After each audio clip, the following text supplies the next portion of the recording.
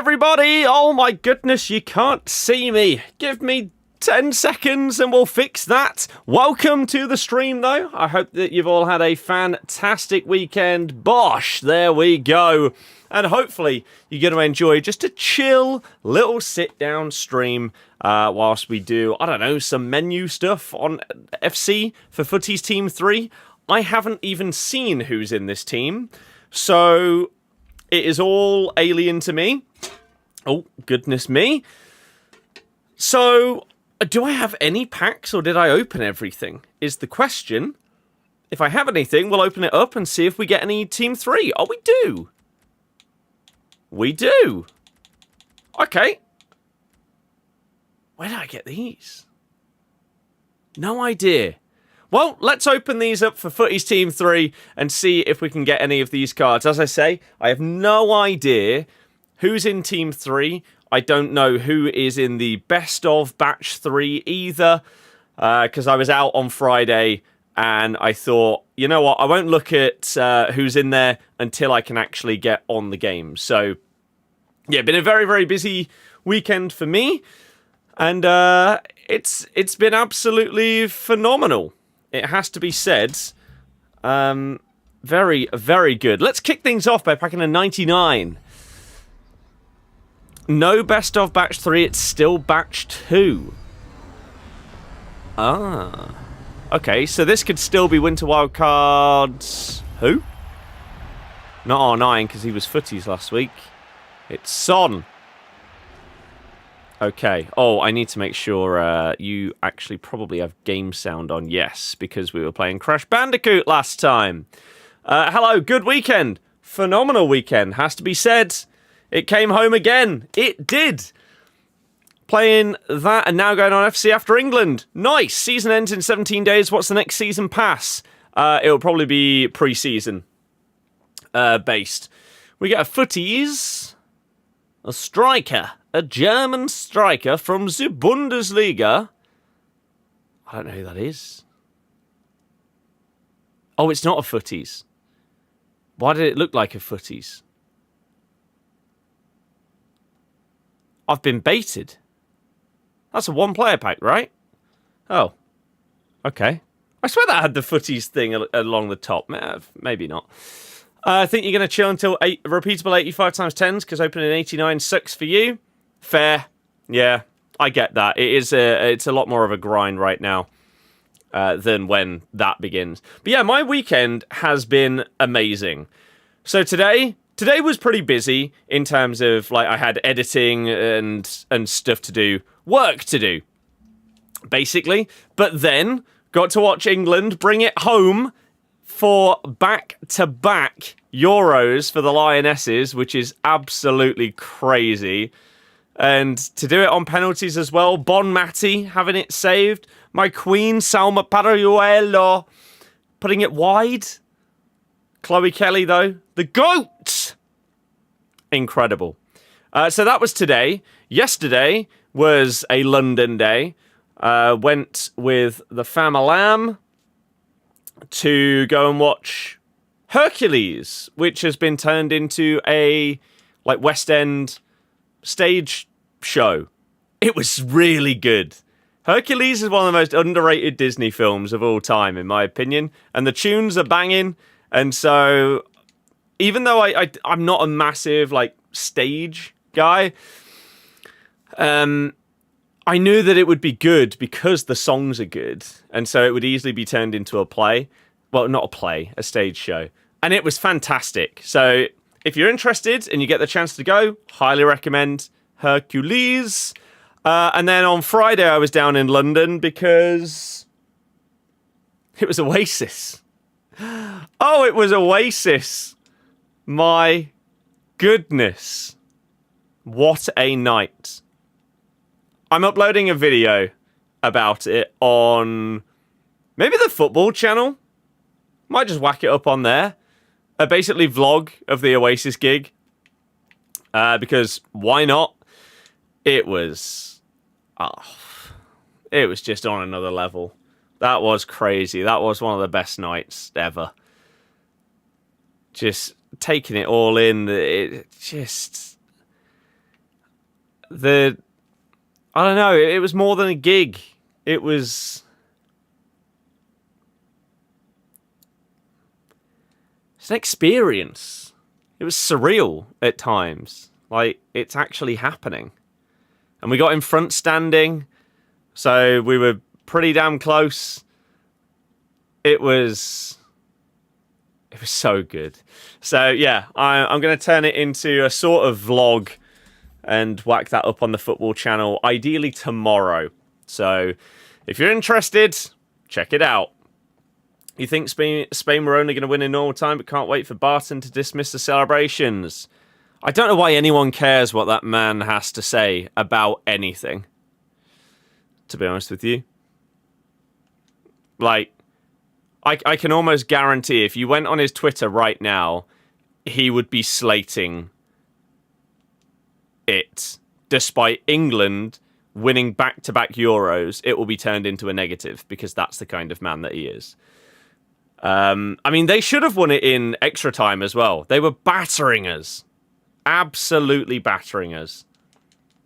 But thanks to a little bit of poor finishing from them, combined with good goalkeeping and some good defending and blocks and tackles, we survived and just about made it happen. Right, is that a foot birthday? I believe so, rather than a foot birthday Trent, rather than a Futties. Plan for today's stream? Honestly, don't know. Open up these packs and then figure things out. New cup objective came out, which is a lot of stuff if you want to look. I read a tweet saying that you have to like win every single game in order to get the rewards. Is that not crazy? I don't know who's in packs right now, so I don't know who this is. Any good?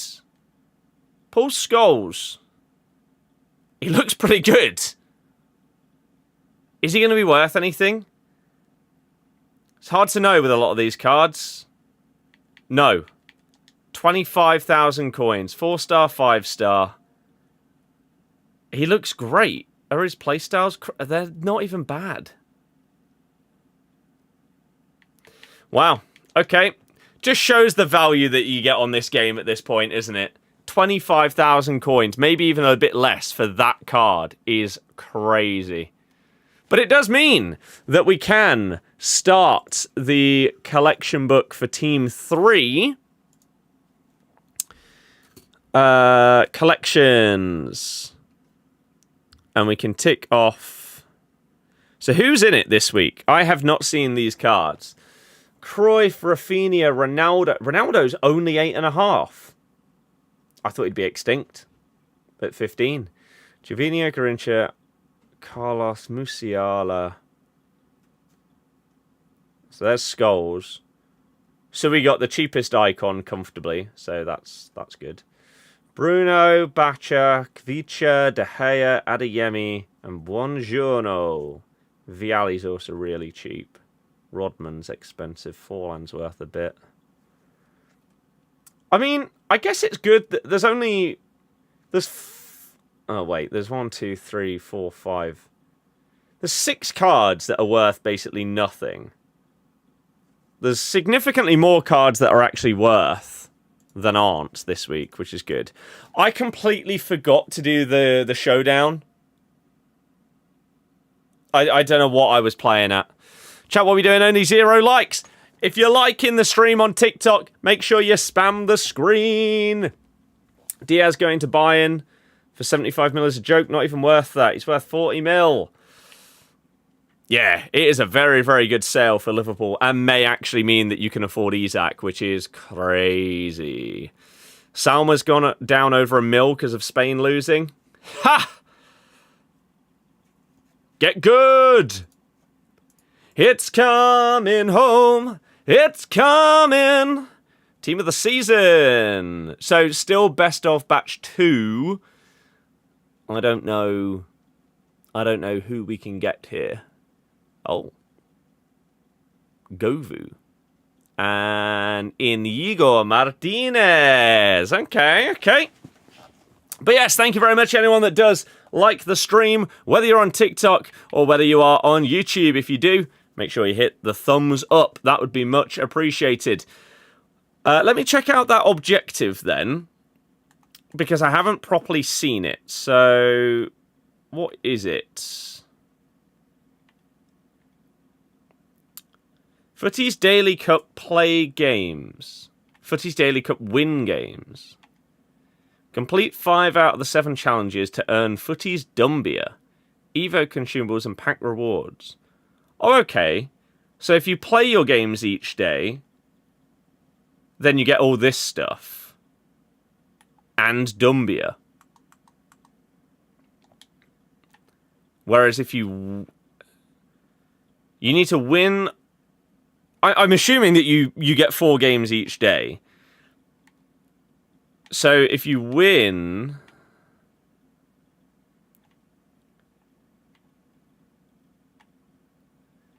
If you win all 4 twice, then you get Orsolini. Okay, that's actually better than I thought it was. I thought Dumbia was the one that you got for, like, winning basically every single game. Oh, you get 2 rewards. Oh, it's Mateus. Ah, okay. That makes more sense. So you do get an absolute monster if you win them all. Surprised they didn't give him a 5th playstyle plus. Most people will be more interested in Dumbia than Mateus. So I think they've actually done that quite well. I like this. Maybe I'll do this on stream today then. If you got to do 4 a day, I'll go with that. When will we get a bank holiday? Because of today. Who knows if we actually will. Have to wait and see. Jess Carter, Mentality Monster, went through the stuff she did and puts in that performance. Yeah, like she said in her interview afterwards, she didn't think that she'd played well in the tournament, but it doesn't matter. She did really well today. She put in some big challenges, big tackles. It was really good. So, yeah, fair play to her. Like you say, with the like racism and stuff like that, it's obviously disgusting, and no one should ever have to go through that. And so to not let that completely like diminish your confidence or anything like that is exactly Mentality Monster. So respectable. It's, yeah, fair play. You were shocked Putellas got took out. She's one of the best. I don't think she was today, though. Claudia Pina, when she came on, was amazing. I thought Patry was really solid today. Oh. For them. But Lucy Bronze playing the entire tournament with a broken bone. As you do, because she's just an absolute warhorse machine. Crazy. Chloe Kelly, though. The GOAT. What a tournament. The knockouts. Just crazy. Absolutely crazy. It was so good. And so, yeah, exactly. Like, she is known as being tough as nails. Lucy Bronze, and that pretty much summarizes it. They said afterwards she's won 25 major trophies now. It's just mad, absolutely mad. But she's a perfect example of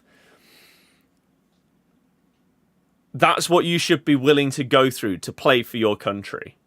Not just taking it as a liberty. Yeah, I'm great at club level, so I'll get chosen, I'll play. It doesn't really matter how I perform. I'll get to play no matter what. You've had that with England players in the men's team in the past, whereas you've got these women, and Lucy Bronze, as I say, at the forefront of, I will run through a brick wall if it means I can play for my country. That's what it should be. It should be the highest honour of anything that you get to do in football. Hope you packed something good. Thank you for the well wishes. I appreciate it. Greats of the game heroes get upgrades. Yes, so Farrah Williams will have just got an upgrade. Or maybe she'll get it like tomorrow or something. I don't know exactly what the upgrade is. I believe I have her card, though. So... Oh, it doesn't say. Wait, did the heroes not get upgrades? Is it just the icons? Oh, no. Greats of the game hero. Oh, yeah, they do. It just doesn't say it on the card. So if you win the final, you go to a 99 and you get a 5th playstyle plus. So this card is going to go to another level. Shame that it wouldn't make a double 5-star as well. I mean, you might as well, right? It's a 99 rated at that point. So that's pretty sick. I don't know if there were any other SBCs for the England women that I missed. There may well have been. I know that there was the showdown that I completely forgot to do. Because at the time I thought, oh yeah, I'll be able to get that done before the final. But the only day that I've been here that I would have been able to do it was today. Like this morning I could have done it, but I just forgot. I just forgot. Think she's been great all tournament. Carter, struggled at left back, but it's not a position. Yeah, of course. Like considering you're being played out of position, it's not bad. Callum, yeah. Team of individuals doesn't work. The collective nature... a collection of lesser players working together as a team can achieve more than a team of higher-rated individuals. Got Charles, Williams, Williamson, Stanway, and Beaver Jones. Nice. Let's get rid of you. Alex Scott should be 99s. Futties Team 2 guarantee. Anyone good? You are very small. Who are you? I can't remember who got one. Was it Marta?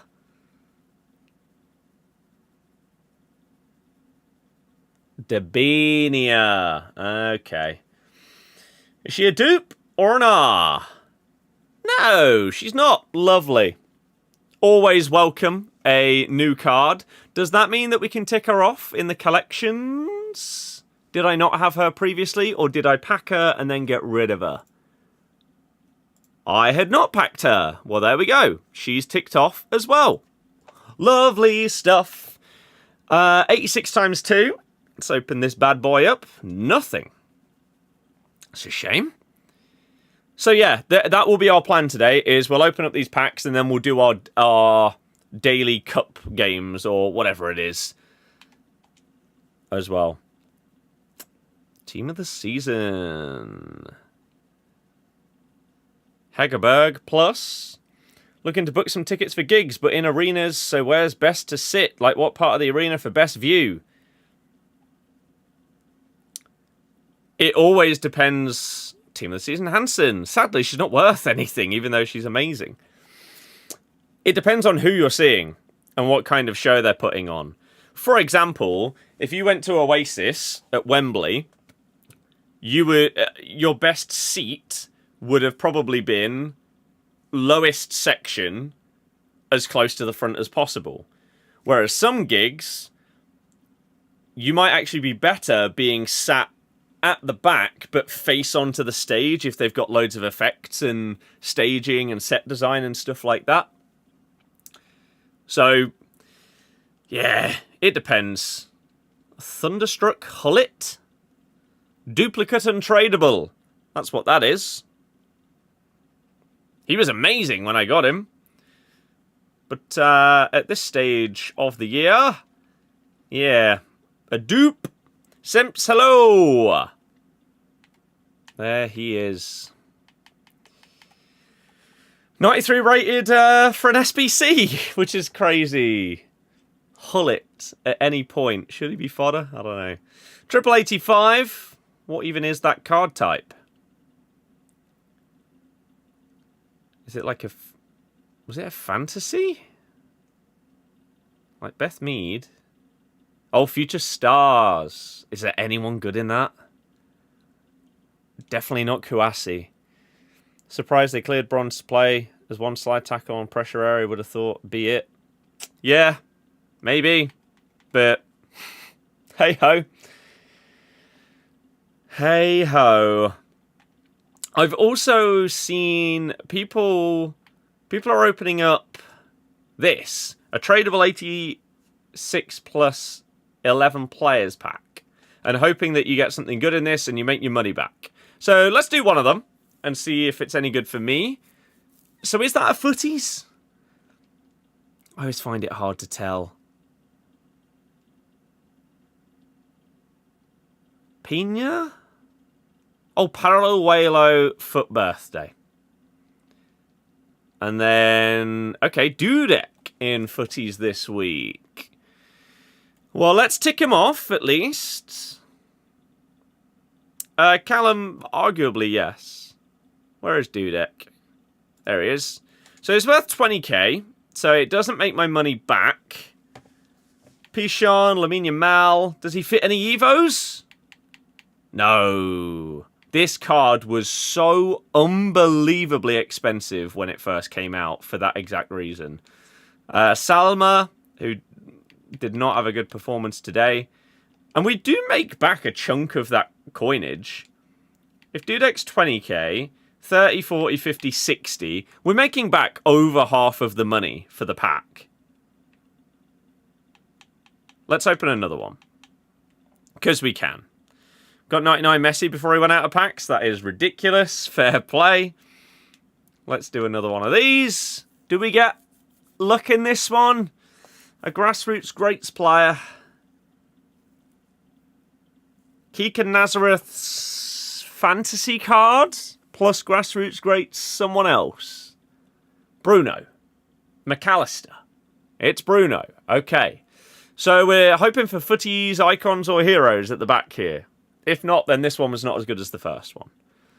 Yeah, not quite as good. Sadly, we do still make back half the coins? Ish? Yeah, about half the coins. That's okay. My transfer list, I cleared the whole thing. How has this happened again? Best card I've used this year? I don't even know, to be honest. There isn't something that like immediately comes to mind when you ask that question.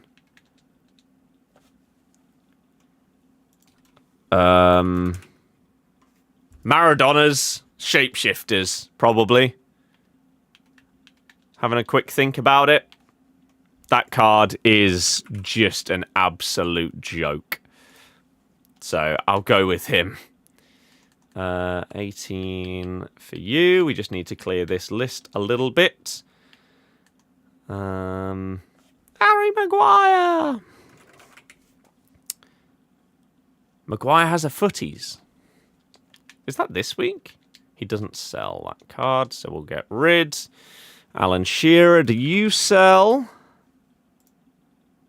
JJ, I am. Thank you very much. How about yourself? Welcome into the stream. Quadrado is the same. Just get rid. And these both sell. Okay.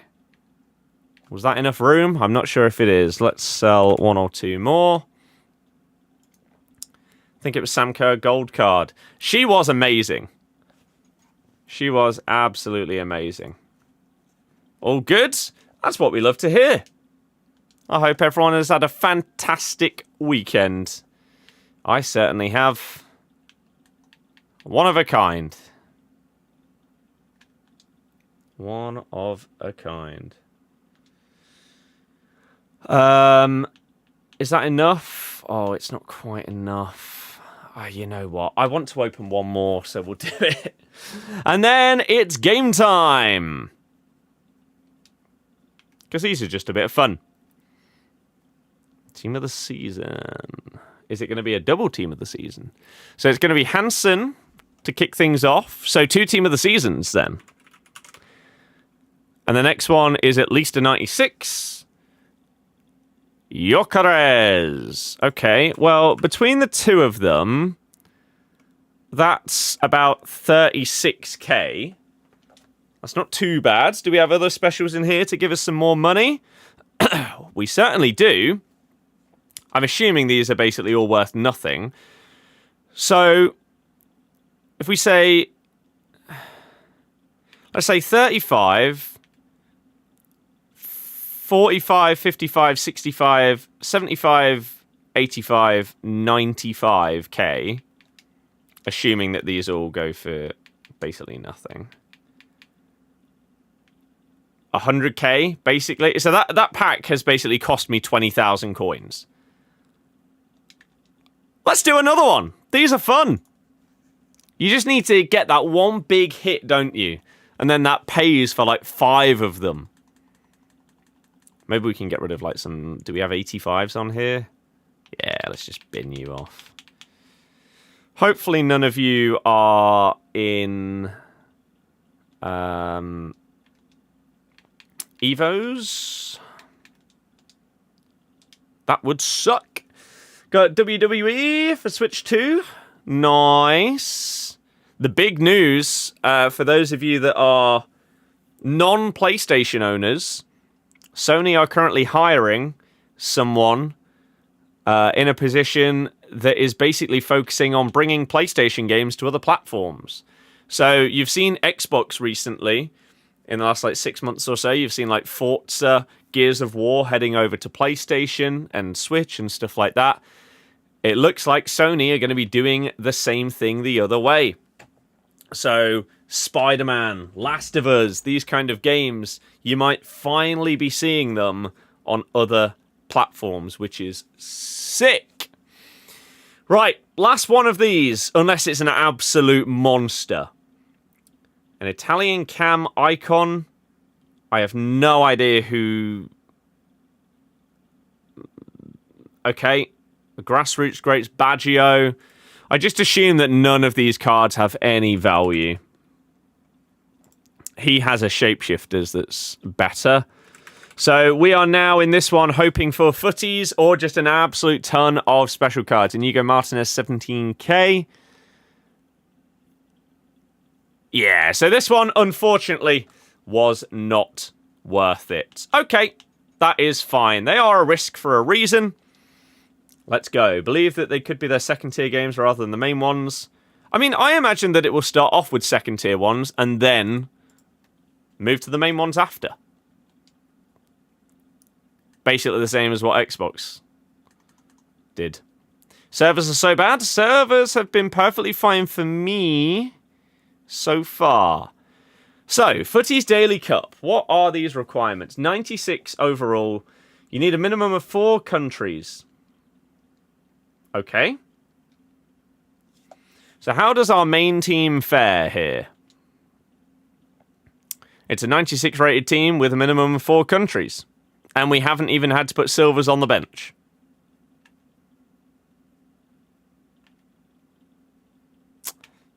That works. Actually, have we got anything recently that I might want to try out in my main team? Dudek, I don't think so. Dabinia, Ruta from the Season Pass. That Paul Scholes that we got.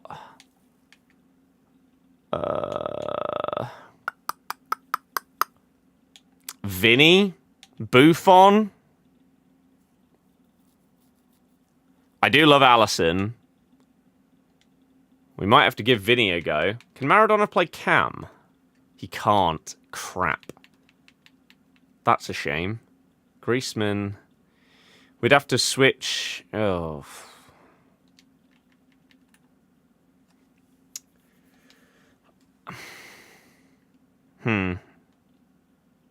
Dalglish OP? I've only got his loan as it stands.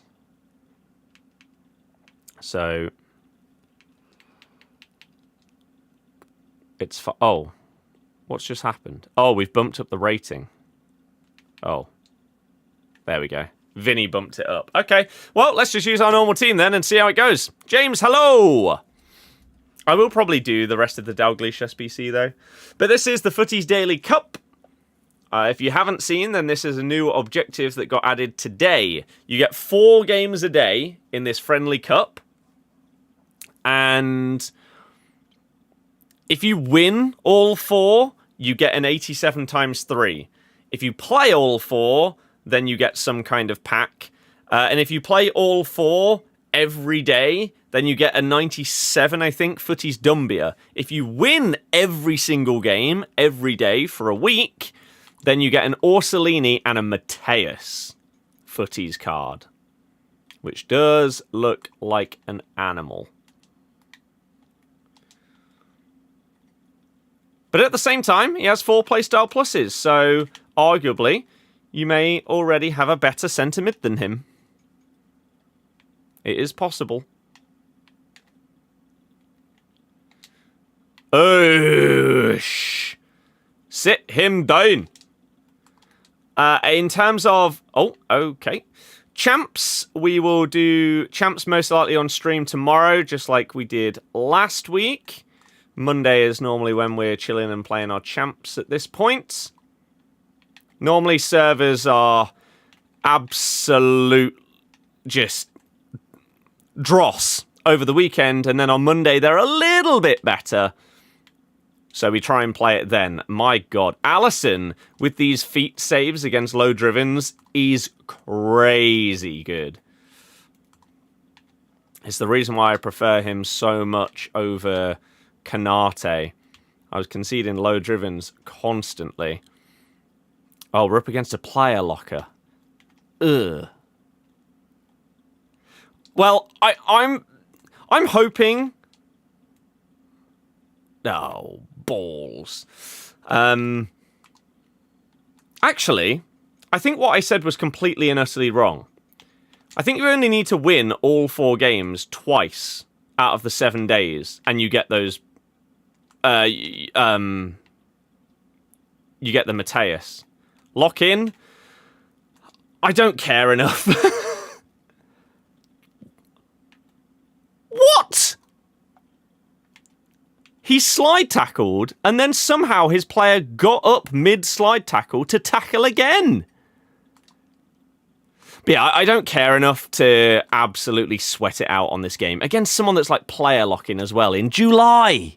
It's nearly August, and you're player locking. Ugh.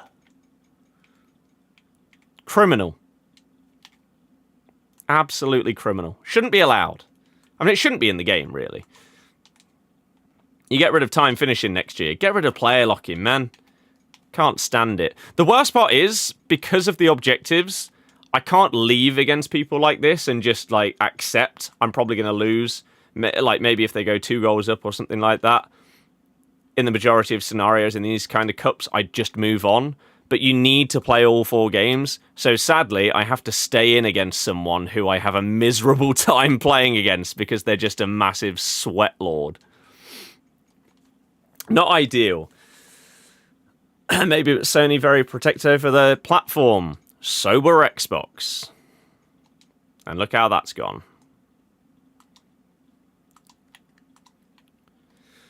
It looks like Microsoft got it right, and they went early. But they've got it right. Basically, this is just a sweaty tournament, and the EA won't allow us to have fun with new cards. What do you mean, though? Fun with new cards. Could also be Sony wanted to keep Xbox in the game, as to them keeping Xbox as they are probably a much better position, a better option than leaving it open to new competition.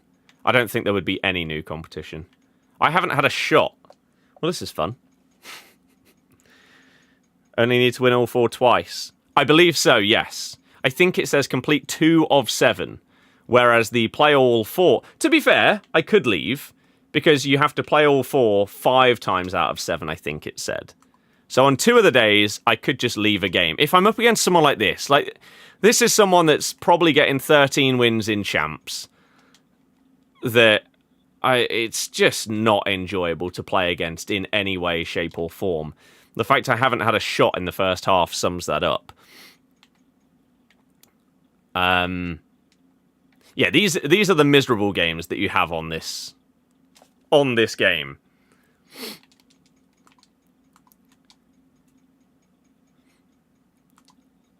Do the England Path to Glory get upgraded? Max price?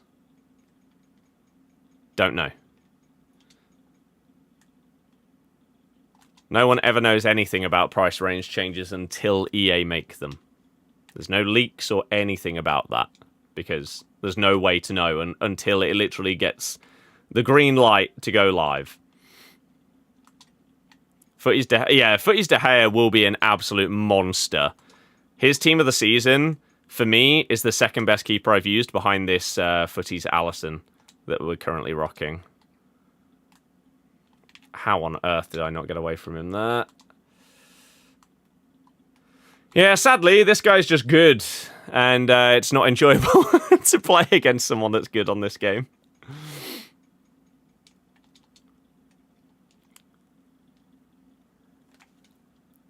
I mean, you've just been absolutely screwed over, Rudiger, by Bastoni. What on earth was that clearance? He headed it the wrong way, and now Rudiger's been sent off because of it. For Christ's sake. Is Valve like there's lots of talk of Steam on next Xbox? Yeah, but they're not going to make their own console. They already basically tried with the... what even was it called? The like, big picture thing. Oh, dude, you're 2-0 up against 10 men. You don't need to player lock. It's not that serious. I hate this game. People try too hard on this game. It's not fun.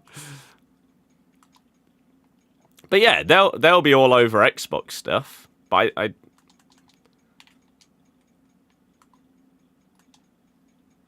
Christ, this has been one of the most miserable games of FC25 I've played all year.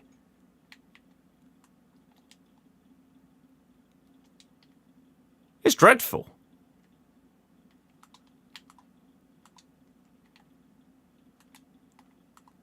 And it's not even because of the gameplay, for once.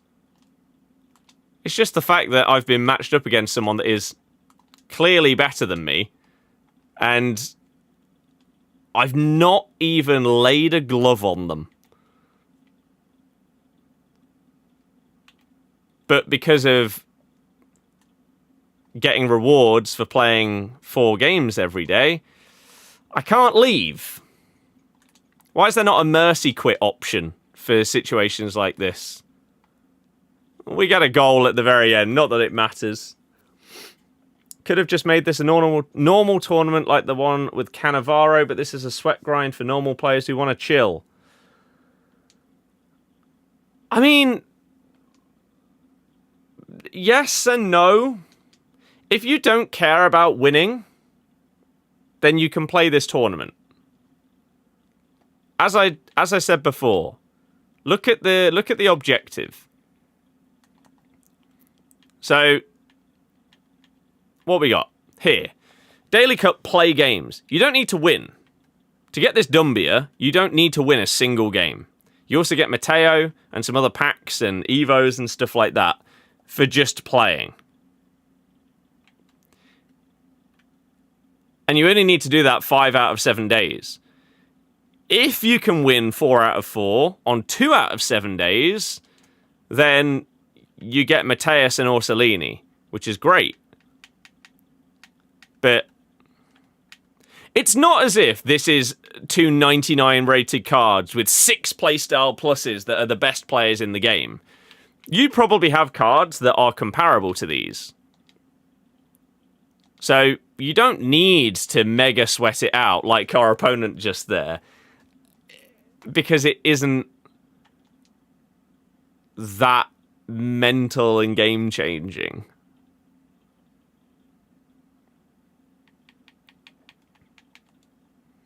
In terms of what it will do to your club or 11 or whatever. It's supposed to be inspired by the old DKT, so it's bound to be sweaty. Mm-hmm. What is crazy is the amount of people over the years that have been clamoring for the return of the Daily Knockout tournament. They clearly don't remember the fact that it was super sweaty, because any tournament in this game is going to be. Since Steam Machines, they went back to drawing board, created the Steam Deck. Been talks of next gen being last chance for Xbox, so you could see after Steam pushing on.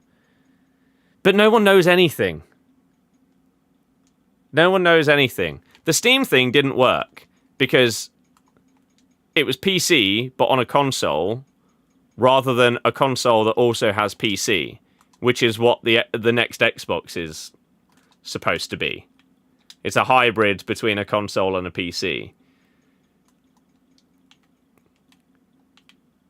If Steam thought that they could do that better, they wouldn't be putting their store on Xbox. They'd just go for a direct competitor, surely.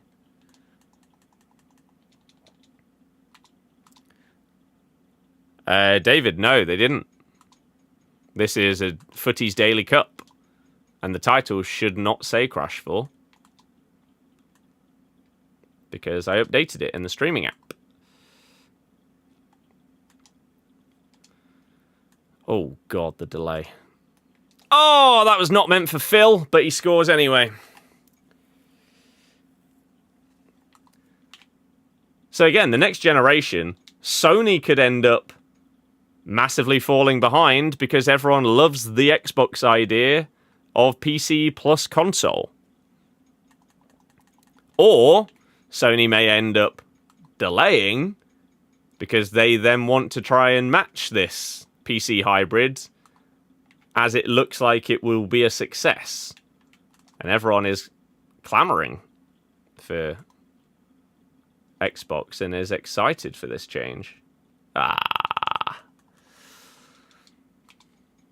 There's a world where consoles are dead after the next generation, so there would be absolutely no reason for Steam or Valve to make one.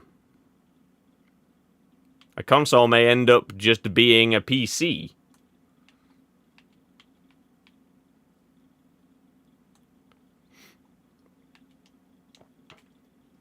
So here I go. How on earth was he onside? What is going on? Is this guy just triggering like an absolute ton of runs? Because if not, that is crazy AI attacking movement. Because he had another guy that made a really good run. Am I just going to lose every game in this tournament because the only people playing it are mega sweats? Champs is going to feel like bliss compared to this at this rate. Christ.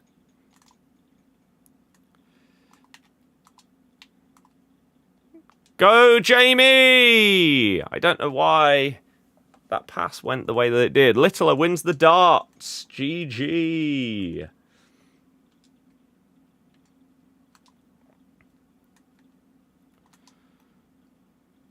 Oosh! Ah, the AI tackle, the second man press goes huge.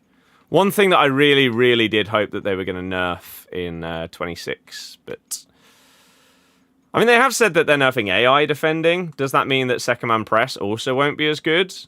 I really hope so, but I doubt it.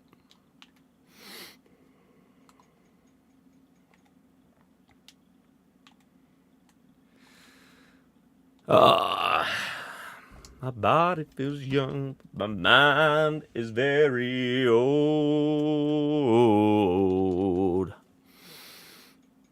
So here I go.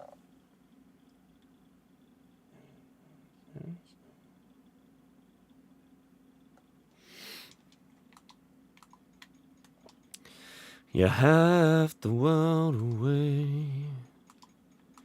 Have the world away. Oh, no. Wrong player game. Is what Steam want as they're developing a PC OS that's more like a console.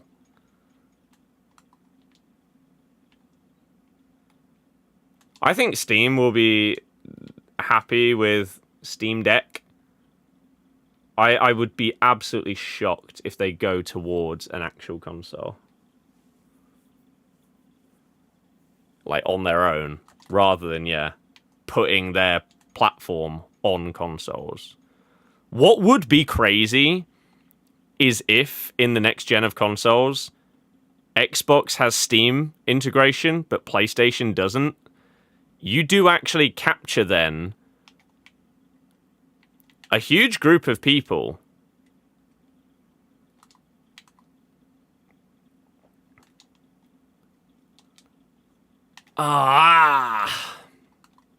Well, this is frustrating, isn't it? I didn't think... Like, I knew that it would be sweaty.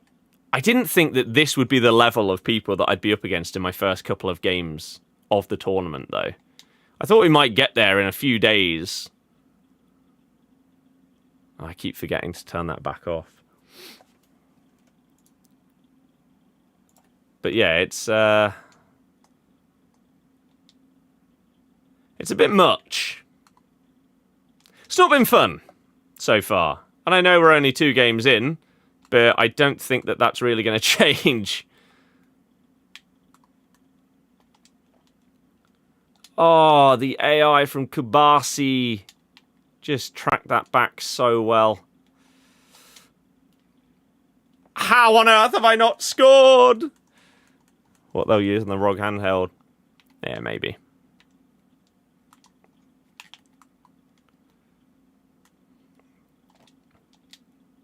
Oh, I mean, it wasn't going in.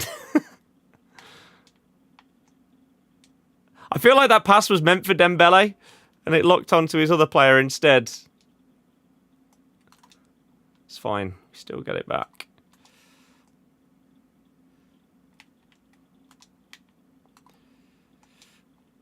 Oh, no. The AI interception again. Goes huge. Well, at least you do get rewards for playing all your games. And I mean, to be fair, winning this would be completely irrelevant. As soon as you've lost one game, the other wins don't mean anything. Unless you're doing like an Evo where you need to win any game. But I feel like any Evos that actually allow friendly games are just play a game in any mode, not win. So even then it would be irrelevant.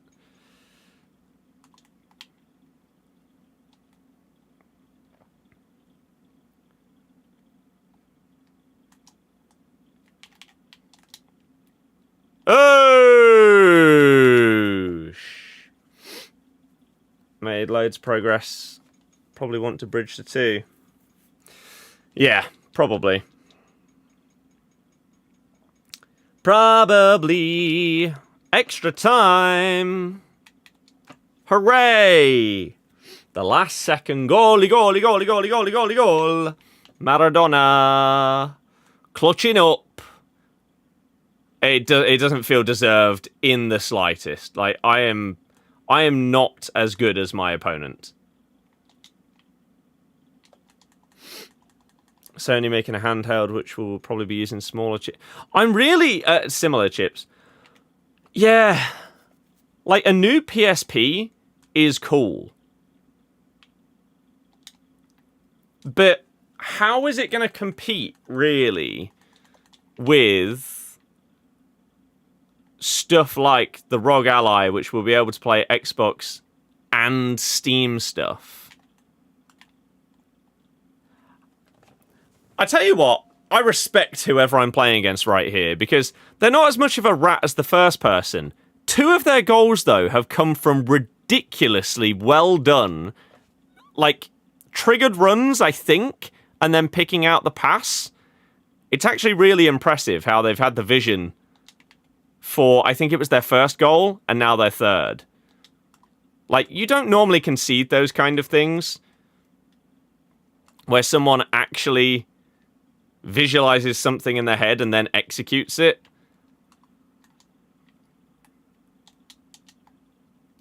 Bang! But yeah, new PSP is interesting.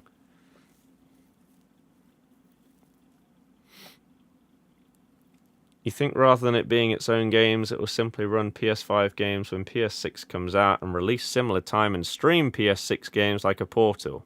Well, yeah. There is no there is absolutely zero world where it's running its own variation of games. Like, you're not going to get an old PSP style, like, mini disc kind of thing. It is going to be a like, stream/cloud version of stuff. But yeah, I wonder how it competes with the likes of a Switch and a Steam Deck, a ROG Ally, all of these. Whether there's an official Xbox One rather than like a partnered one by that point as well. Oh, we sent him with the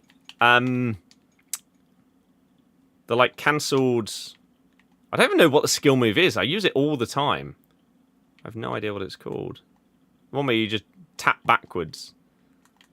But I basically never actually use it. I only use a cancelled version. That was their failure of the Vita. Couldn't make games for 3 different platforms at the same time. Yeah.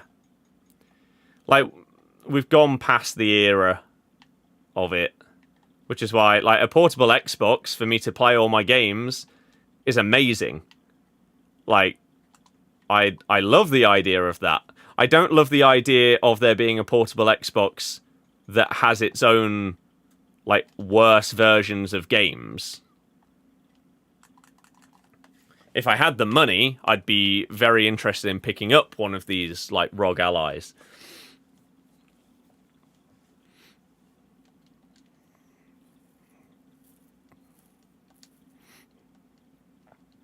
Well, GG. As I say, unfortunately, it means nothing. Because one loss and you're out for the day. Let me see if the title did change, considering what David said on Twitch. It should have done. Oh, but he's the only person there, so it doesn't matter. Why is Twitch so bad for me? Like, compared to every other platform. How is it so dead? Oh, the game didn't change from Crash. I mean, yeah, that probably doesn't help. Because if people were browsing the category,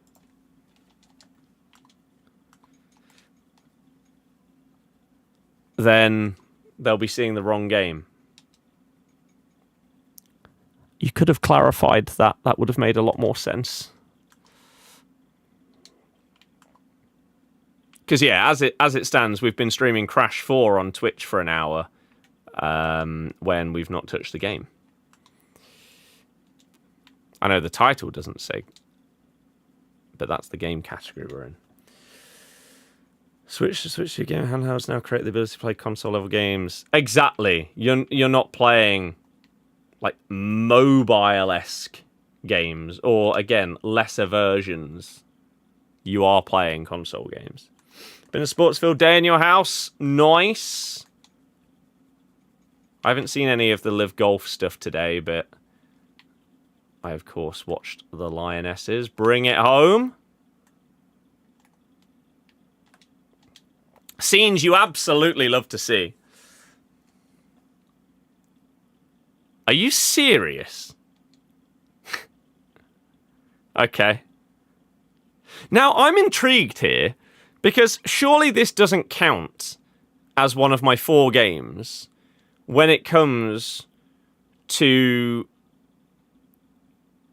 like, playing. But does it count in the objective? So yeah, it doesn't count in the friendly, but does it say that we've played 3 games now?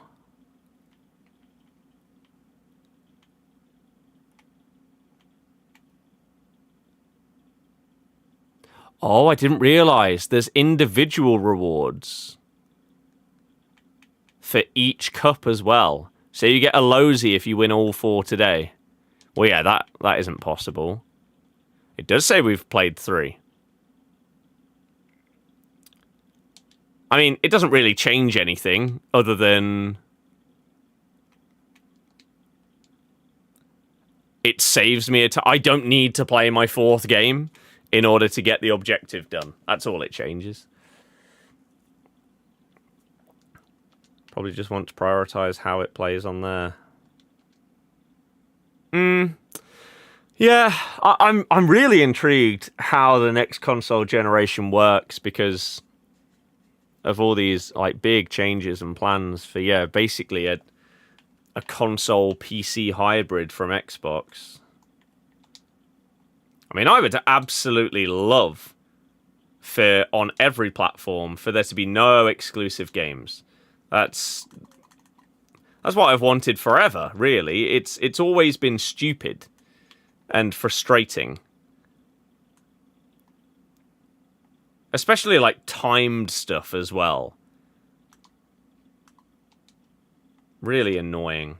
So if we are slowly but surely potentially getting to the point where there's no such thing as exclusives,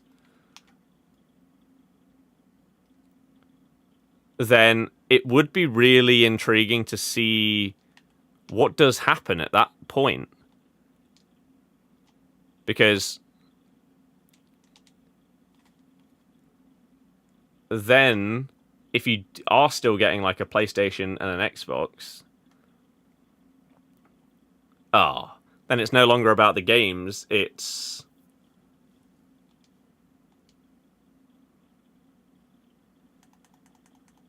purely about features and stuff like that. So if Xbox had Steam on it and PlayStation didn't, then you can play significantly more on an Xbox than you can on a PlayStation.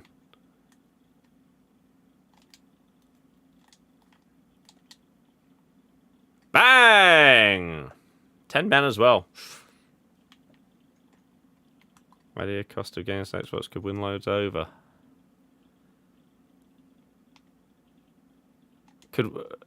But who's winning who over? I don't know what you mean. Oh.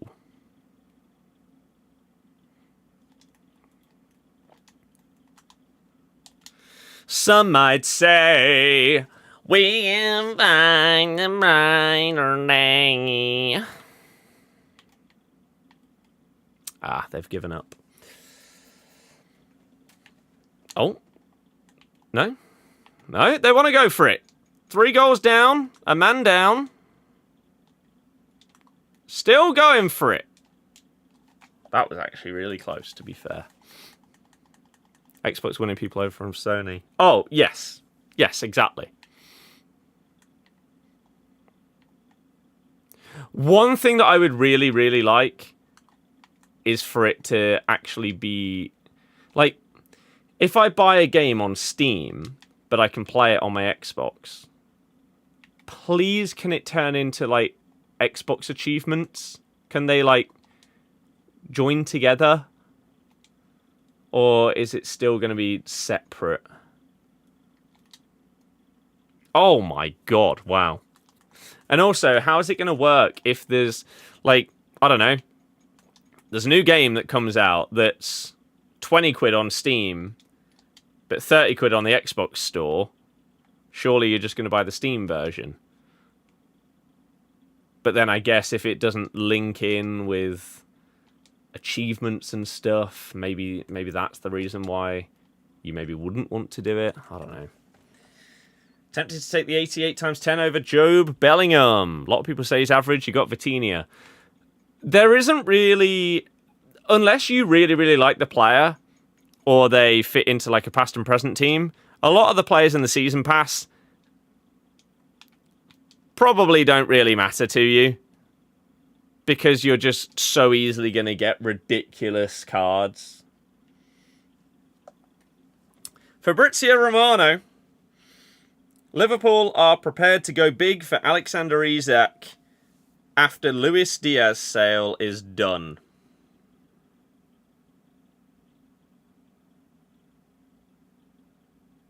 Well.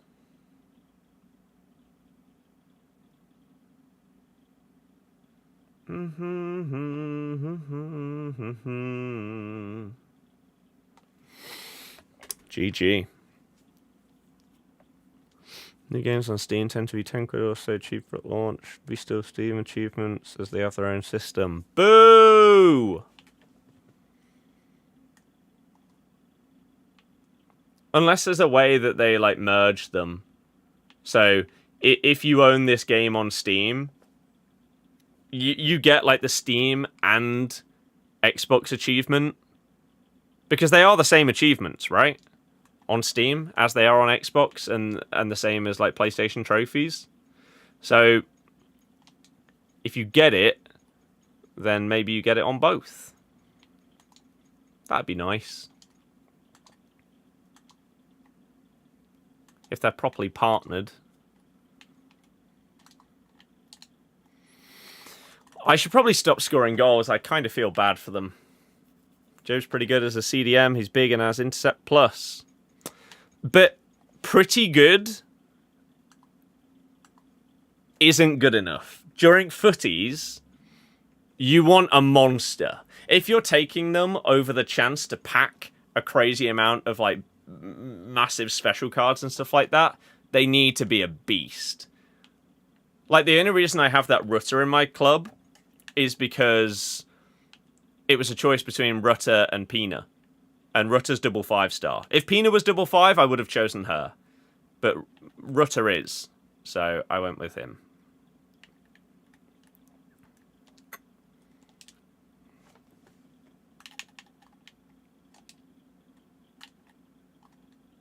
Oh, he's pushed me.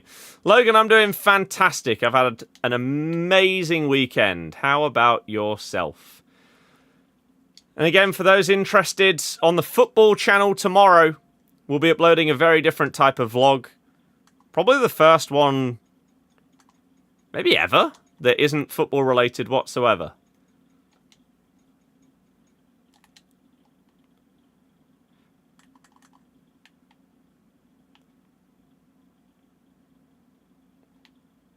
Yet it is going up on the football channel because it's not gaming stuff.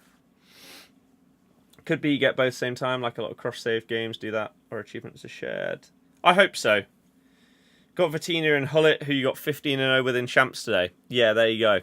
Won't get in over any of them, so surely you take the pack. 100%. Took Jude Bellingham, though. Even though you don't use him.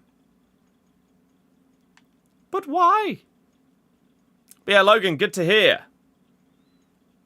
So yeah, that will be the Oasis vlog tomorrow. Which I'm assuming... well, I'm really hoping it won't get blocked. Like, it will obviously be copyright, so I won't be able to earn anything from it. That's fine. I don't care. I'd just like to, like, upload it to document it so I can look back in the future, kind of thing. But hopefully it doesn't get blocked because it's copyrighted stuff. We'll see. Nintendo Direct supposedly this week. The scenes. Oh, I still haven't watched the Pokemon Presents. Lol.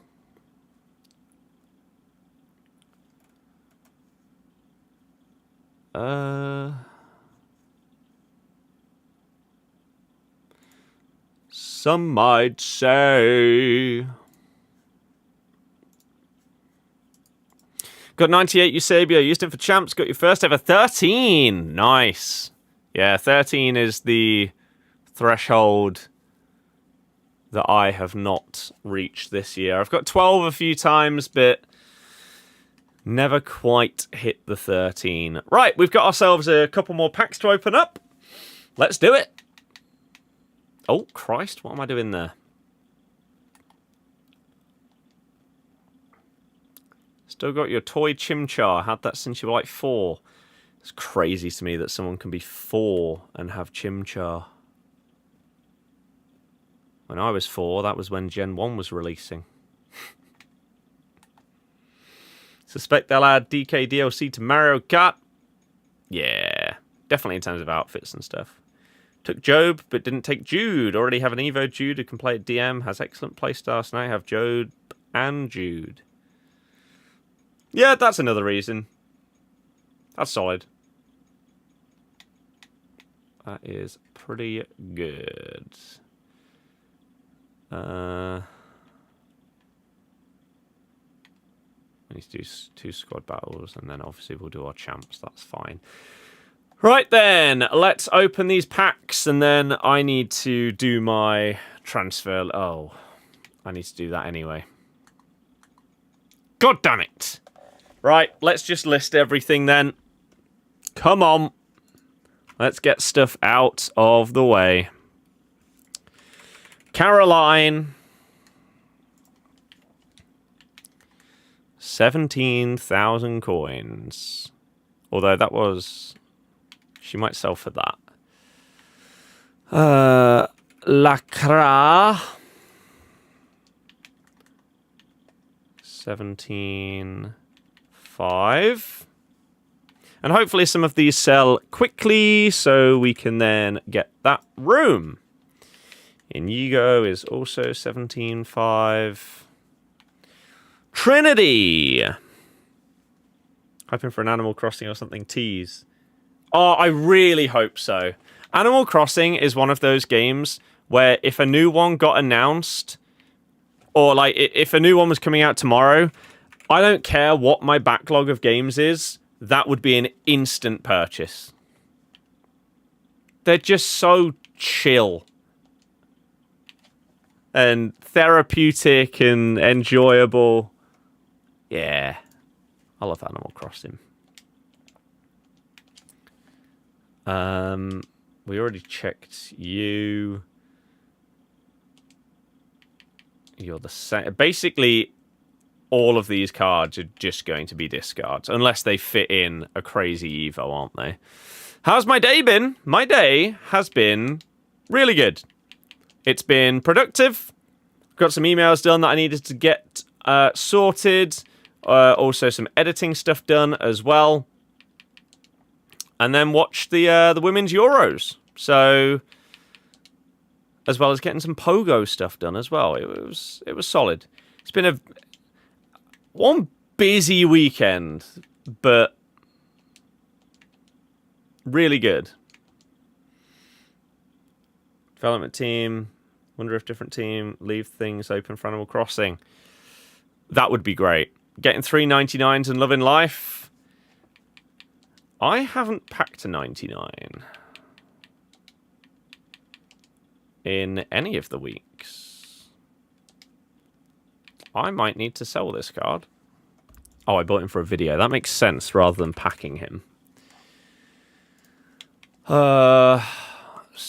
Basically the same as what I bought him for. I'll list him for 70. Hopefully get some of that moolah back. Riyadh is also, yeah, not going to sell. That's fine with me. You can all go. And that has given us some bonus space. I'm assuming someone like Rodri surely at least sells. Right? 4.5k? Okay. Jalison. 289, sell. How is he 6.3? I mean, I guess he was out of packs for a week, but he's not anymore. To 88, sell. Maybe you need exactly 88s in some things. He's 3.6k. Okay. Bernardo, are all 88s 3.6? Apparently so. But again, I don't actually know if this is because they're out of packs. Kerbal. Kerbal's 3.6. Antoine.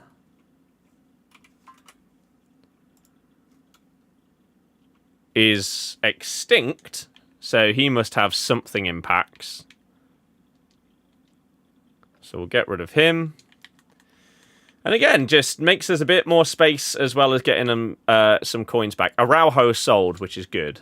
Because that's the one that was potentially going to be blocking stuff. Cool. First 99s in this FC. Nice. Well, let's see if I can join you with any of these packs that I think we've just got from Daily Play and the first day of the new tournament. I mean, not even a 99. Can I just get something, though? Just as like a nice little finale for tonight's chilled out stream. We need to make a little bit of space, so we will do at least 185 times 10. Ashaz, hello! Welcome to the stream. Hopefully you're having a good day. No team of the seasons in there. Oof. Bum bum ba-da-dum ba-dum bum bum bum ba-da-dum. Team of the week. Team of the week. Let's put in a team of the week, and then we need an 86 rated squad. Looking forward to the next FIFA. I am now. I wasn't. Up until they started revealing information about it, the answer was no. This is my most disliked game that I have played in my life. We're turning 31 in exactly a month's time, and this is the game I hate the most. So, zero reason to be excited for the next one, considering I've hated 4 out of the last 5 games. However, the focus on fixing delay, fixing the things that actually need working on, that are gameplay related, that people have been asking for years. Being self-aware in your trailer and everything like that. They've actually got me excited. For me, FC 26 was going to be the last game in this series that I bought. Unless it was either well, no, this is still true. FC 26 will be the last one that I buy. Unless one of two things happens. Either the views on the channel massively rise, and or the game is actually amazing. So, we'll see.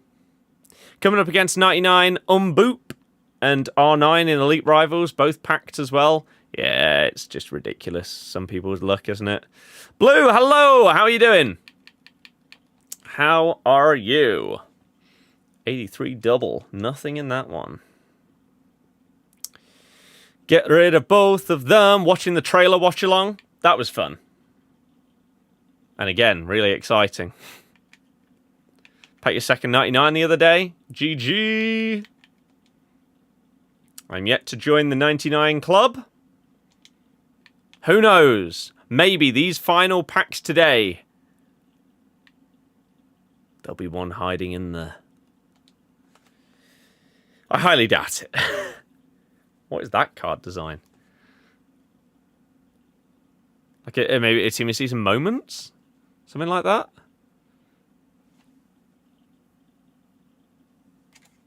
What is that? Oh, numero foot. Okay. Fair enough. Yeah, there's a reason why I don't remember that. Christ knows how long ago that was and how irrelevant it is. Let's go 86 double. Nothing. What a disgrace. And of course, the game thinks that one of them is not a dupe when they are. God's sake. Okay. 8510 and a 2083.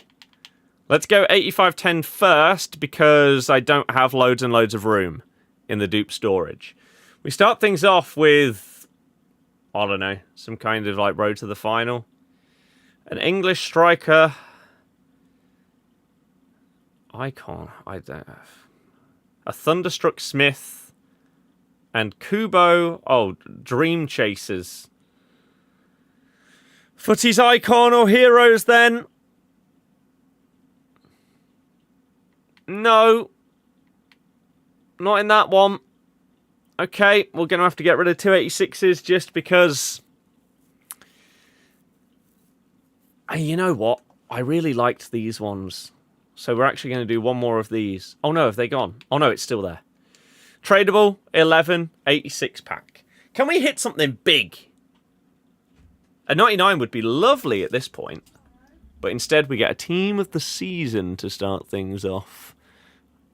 A Dutch left back. Okay. We get levels. And team of the season... Mariona. Loser today. Unfortunately for her. Oh, yeah, that was a bad one. That was bad. I shouldn't have done that. But I kind of want to do another one. They're really good. Let's do it. They're just fun and enjoyable, aren't they? More team of the seasons. Give them to me. I don't know what Dybala has. Oh, it's not Dybala. It's Lautaro Martinez with a road to the final. And a team of the season... Dompe. Jack, hello! Anything behind them? Lots of cards. Okay. We need to make a bit more room. On here. 2 things have sold. That's fine. That's 2 more spaces. Let's get these higher rated things listed. We just make a bit of room and then we can open up that, I think it was 2083 plus. I still don't really understand how Rodri is going less than the 88s unless they are needed exact ratings in something. Which is just stupid. Just make it so it's like 88 or above. Mariona is 17k. Lovely. Let's get rid of you. Just because. Right, to the store. Jay, thank you very much for the kind gesture on TikTok. I appreciate you. And thank you anyone that has been tuning in today. Hopefully you've had a good time. Hopefully you enjoy the stream. If you are new, my name is Scott. You can follow on Twitch or TikTok, and you can subscribe on YouTube. We have got a 20 times 83 plus. Did we get anything good? More team of the seasons. But is that normal Allison in front? And then, oh, Edison. Man City. Team of the season. Borja Signs. Simps, yeah, nice. I had that kind of look in my first one. It was pretty decent. I think I nearly made my money back on 2 of them. Oh my god, that is... an 83 times 20. And we only get 2 cards over 84. Wow. I feel like we can't end on that. Like, we have to do an 85 times 10 here. You simply cannot end on that level of bad luck. Josh, thank you very much for the TikTok gifts. I appreciate it. Any and all generosity is always very, very much appreciated. Whether it's a penny, a pound, a grand, anything. You will always get a thank you from me.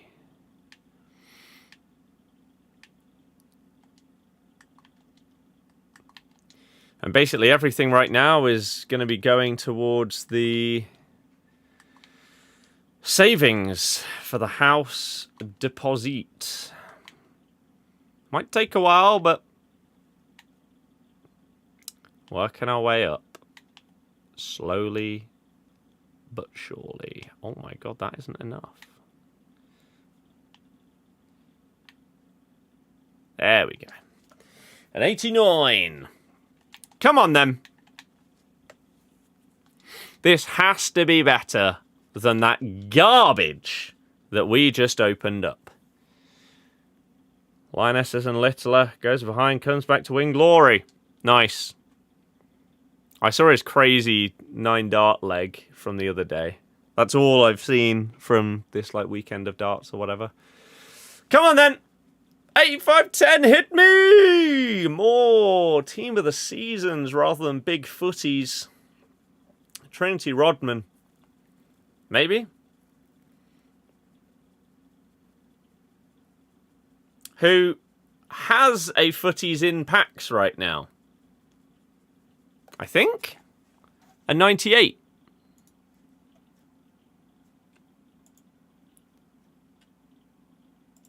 So, that's kind of scummy.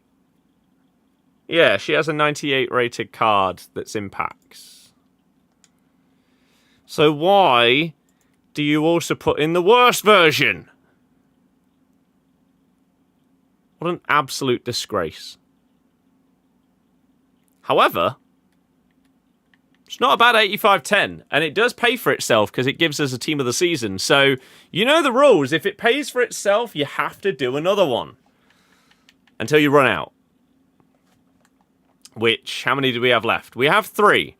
So, to be fair, it actually paid for 2 because we got 2 team of the seasons. So, we are doing at least 2 more of the remaining 3. And then the question will be whether we do the final one. We need 1 more team of the season in 2 85-10s. Messi 93 was in packs last week. Yeah, it's just ridiculous. Stayed up last night till 2 a.m. to watch a midfield of Rodriguez, James Ward-Prowse and Souček. Hermansen is welcome when he's ready. I don't see a world where Hermansen goes to West Ham. That would be just... He's better than that.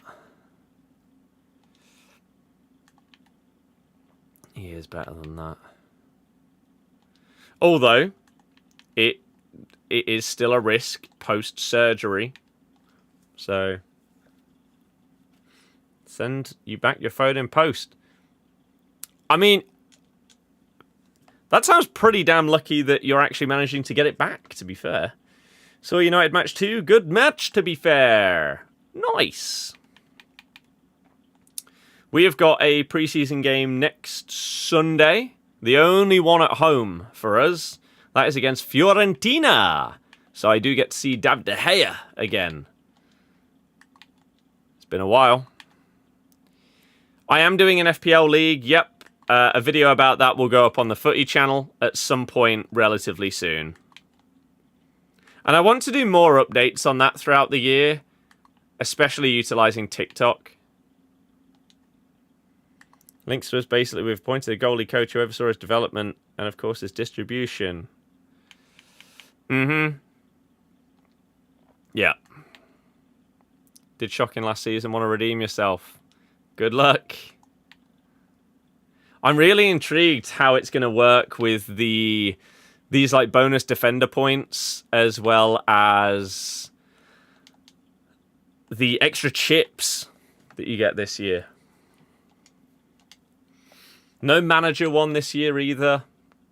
Binned that off. Apparently we just got 500 SP. Absolutely no idea how, but sure. First 85 times 10. We have 2 or 3 of these to open. We get ourselves a German cam. Is that like Wirtz or someone? Not even his team of the season though. Okay. The team of the season is that guy again. DRB. Oh no, we got a... no, it wasn't DRB last time, was it? It was a different team of the season that began with D. Can't remember.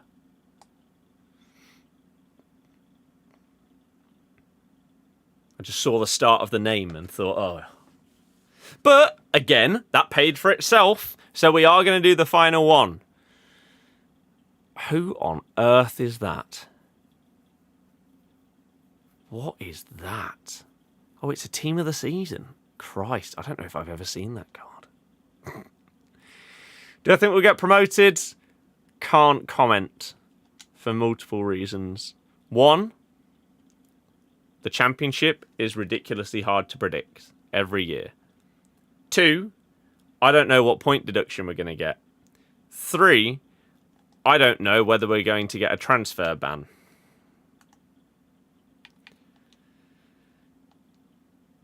FIFA in 2025 is definitely out of pure boredom. For you, maybe. For me, this is my job. So, no. That's incorrect. I'm actually enjoying the game more now than I have done for the last, 6 months. As well. Because it's silly season in Futties. Muscle memory levels look easy compared to you. I'm looking forward to the rest of Crash. We'll potentially finish it tomorrow, but I do also need to do my champs. So, we'll see. Oh, is that high rated enough? How can it be a job if you don't enjoy it during peak months?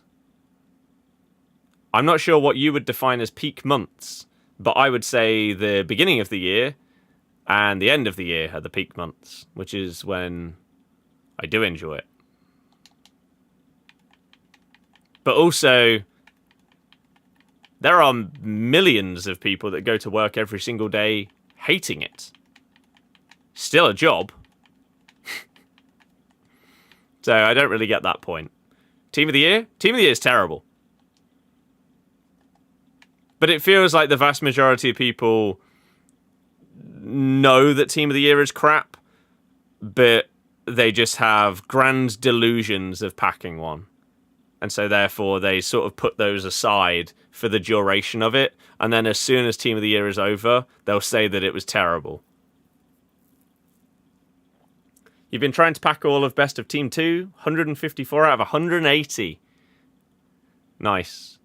Oh, a Team of the Year. Speaking of, is that Bunny Shaw? And what, Team of the Season, Pajor in front? It's Lucy Bronze. The Machine. It was good in the past. I don't think Team of the Year's ever been good. It's always been a rich man's promo.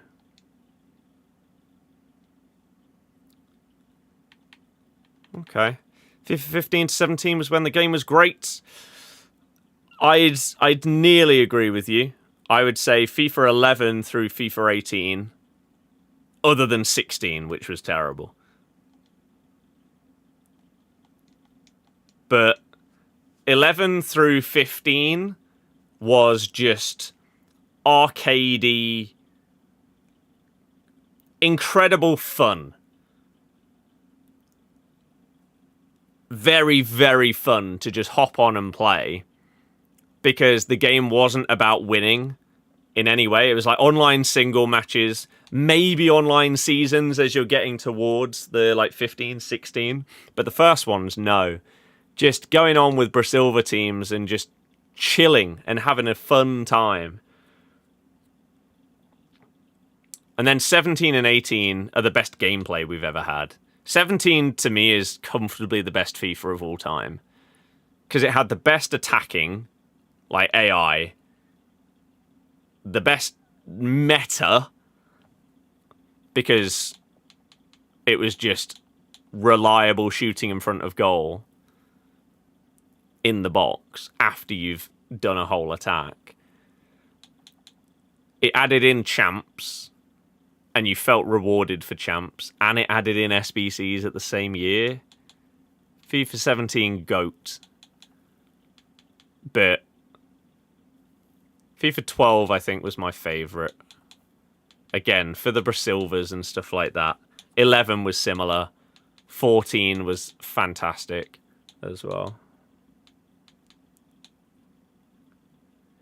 You're surprised Team of the Year has kept the hype given how bad the luck is? Yes, I agree. Although the thing is, I feel like the reason why a lot of people potentially get excited for Team of the Year nowadays is not actually for the Team of the Year. It's not for the Team of the Year squad. It's for the honourable mentions and stuff like that. The Evos. The objectives. It's not actually the Team of the Year 11. Because you know you're not going to get them. So you can't get excited for that. But you do have a chance of packing honourable mentions. And any like best of stuff that they might re-release and things like that.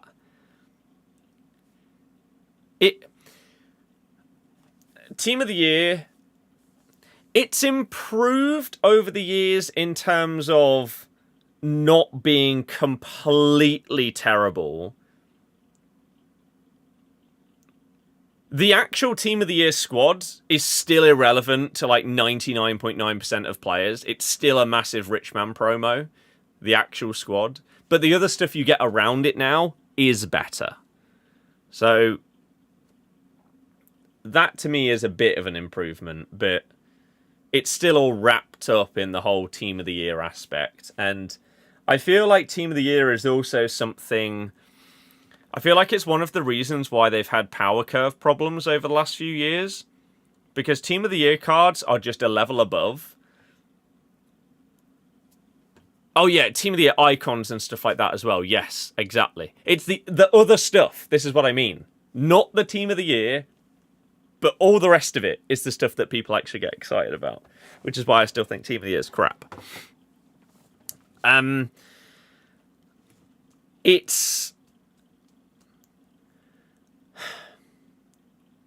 I think the problem with Team of the Year, mainly, as I say, in terms of a power curve problem, it feels that they've tried to tone it down in the last few years to the point where it's still a big jump, but they will get caught up, Team of the Year cards, quicker each year. Whereas in the past, some of you won't have played far back enough in Ultimate Team history to know.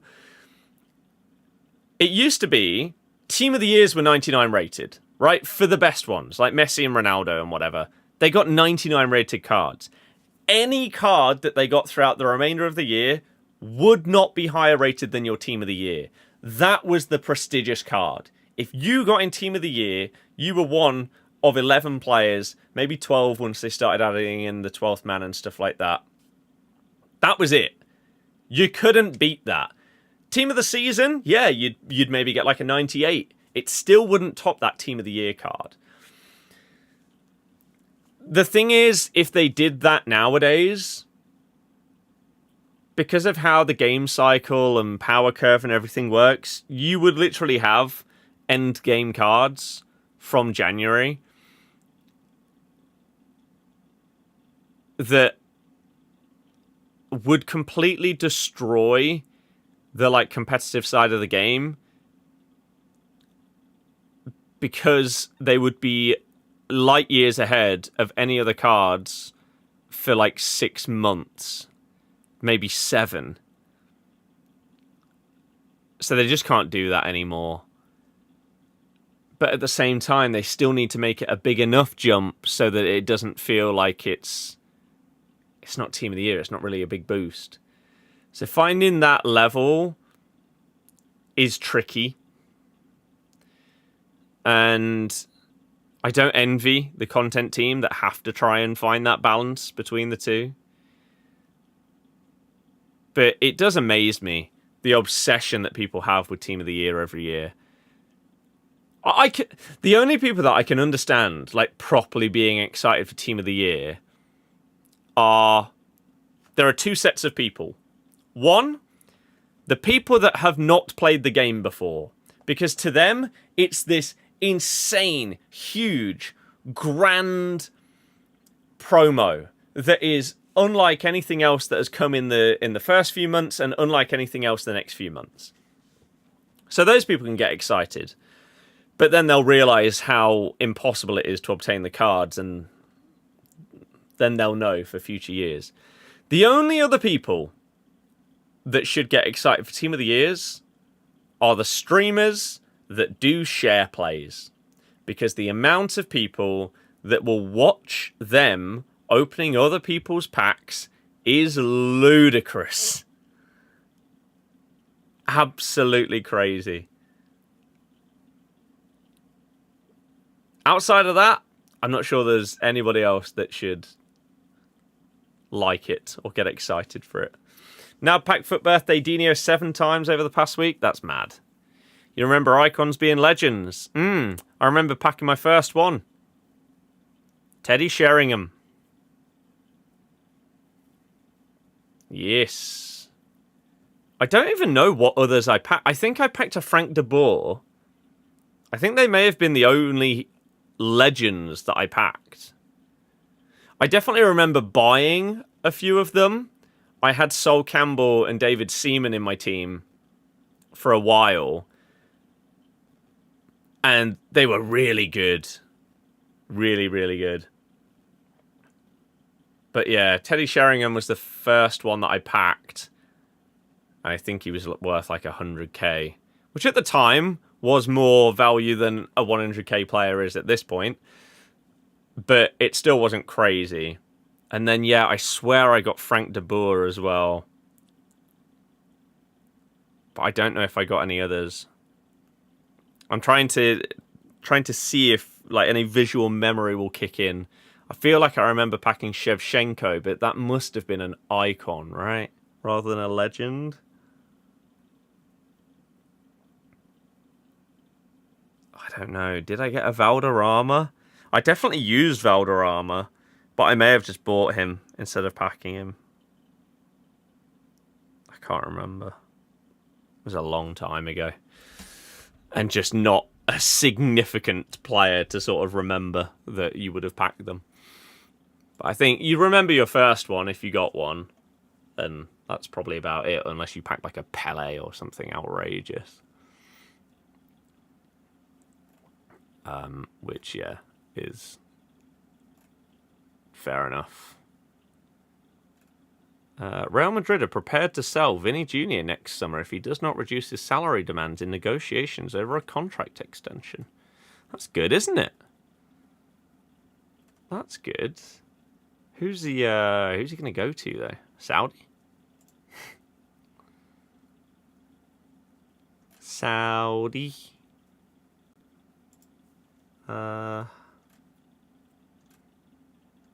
Remember packing Fowler? Wasn't great. No, there were a fair few legends that were pretty crap.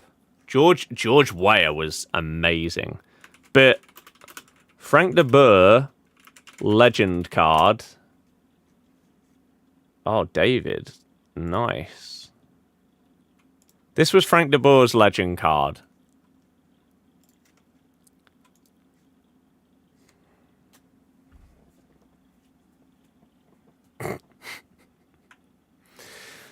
So, you could get one of these and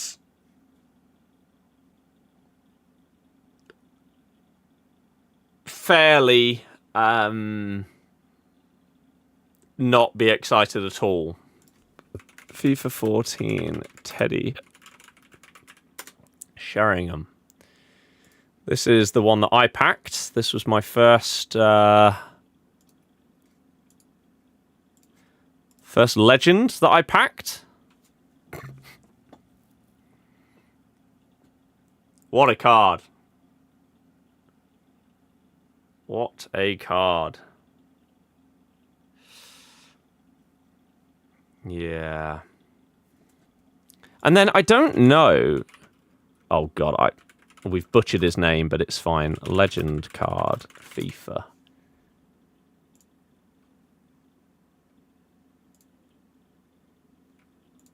Oh, he did have one. Maybe I did pack it then. Oh, but maybe it was like later on, like FIFA 16, something like that. Maybe I didn't pack him in the first year.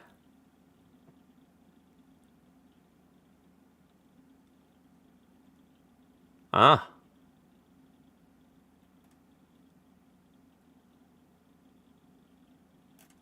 Well, there you go. Yeah, David Seaman, I bought him. I bought him and Sol Campbell 100% for my team. And they were amazing. Because it was a year where AI defending, like, having better defenders was really important because of what the AI defending would do for you. And the same with goalies. Having a better goalie made such a big difference. So I bought those two, and they were amazing. But yeah, something like Teddy Sheringham and Frank de Boer would be the kind of cards that if they were released as like heroes or something now, they'd be completely irrelevant until they get a promo.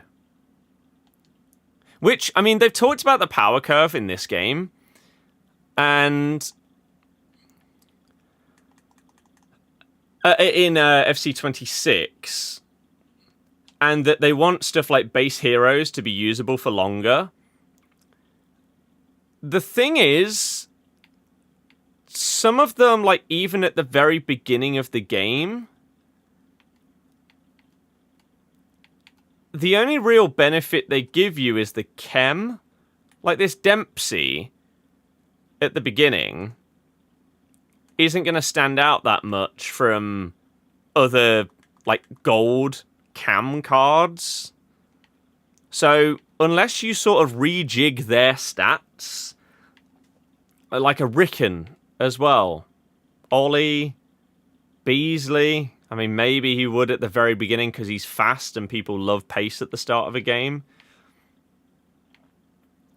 But there's multiple players where, unless you jig their stats, they aren't going to be relevant, even if the power curve is slower. Like someone like a Di Natale, sure.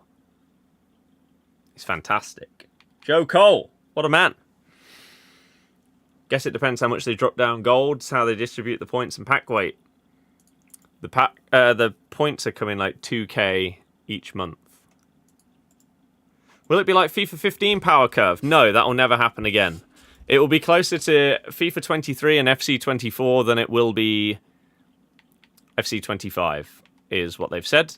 You should watch my video that I put out on YouTube that did really badly, where we basically analysed every single thing that the devs have told us. It's got 300 views in like 2.5 days. But if you put 12k points on to start the game, most of the heroes are irrelevant. Yeah, it's true. Enjoyed it. Longest you've watched a YouTube video. Yeah, I thought it was pretty good. I thought the thumbnail was actually not bad as well. Maybe the title was crap. Maybe we just get rid of that part and see if it goes up anymore. But yeah, I did a big analysis video that came out at like 45-50 minutes of all the stuff that they've told us. We'll do more when they do the Ultimate Team deep dive as well. People have no attention span. Probably would have done better as 3 20-minute videos rather than an hour. I disagree, because I think on YouTube, I think people's attention span, the majority, is one of two. The short attention span people that won't watch anything longer than 10 minutes. The majority of stuff that they watch is short form that's like 2 minutes max. But maybe a proper YouTube video they'll watch if it's like 8 to 10 minutes. But then there are so many people that love long form on YouTube. And that's what they really enjoy. Which is why video essays on whatever the topic is do so well. It's the kind of thing that people will put on the background whilst they're doing stuff. Or sit down and properly watch the whole thing and sort of get really invested in it and interested in the whole thing. I feel like there's not really an in-between. So it's why I don't mind putting out long videos.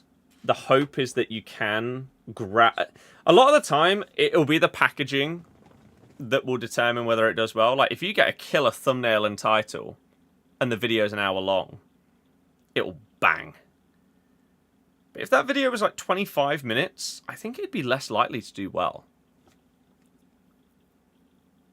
Have to appreciate those who cared about that content probably either watched it live or watched their VOD rather than a reaction to it. Like when you watch SBCs recording a video, you then have no interest in watching the video. I understand that, which is why I don't really like turning live stuff into videos often.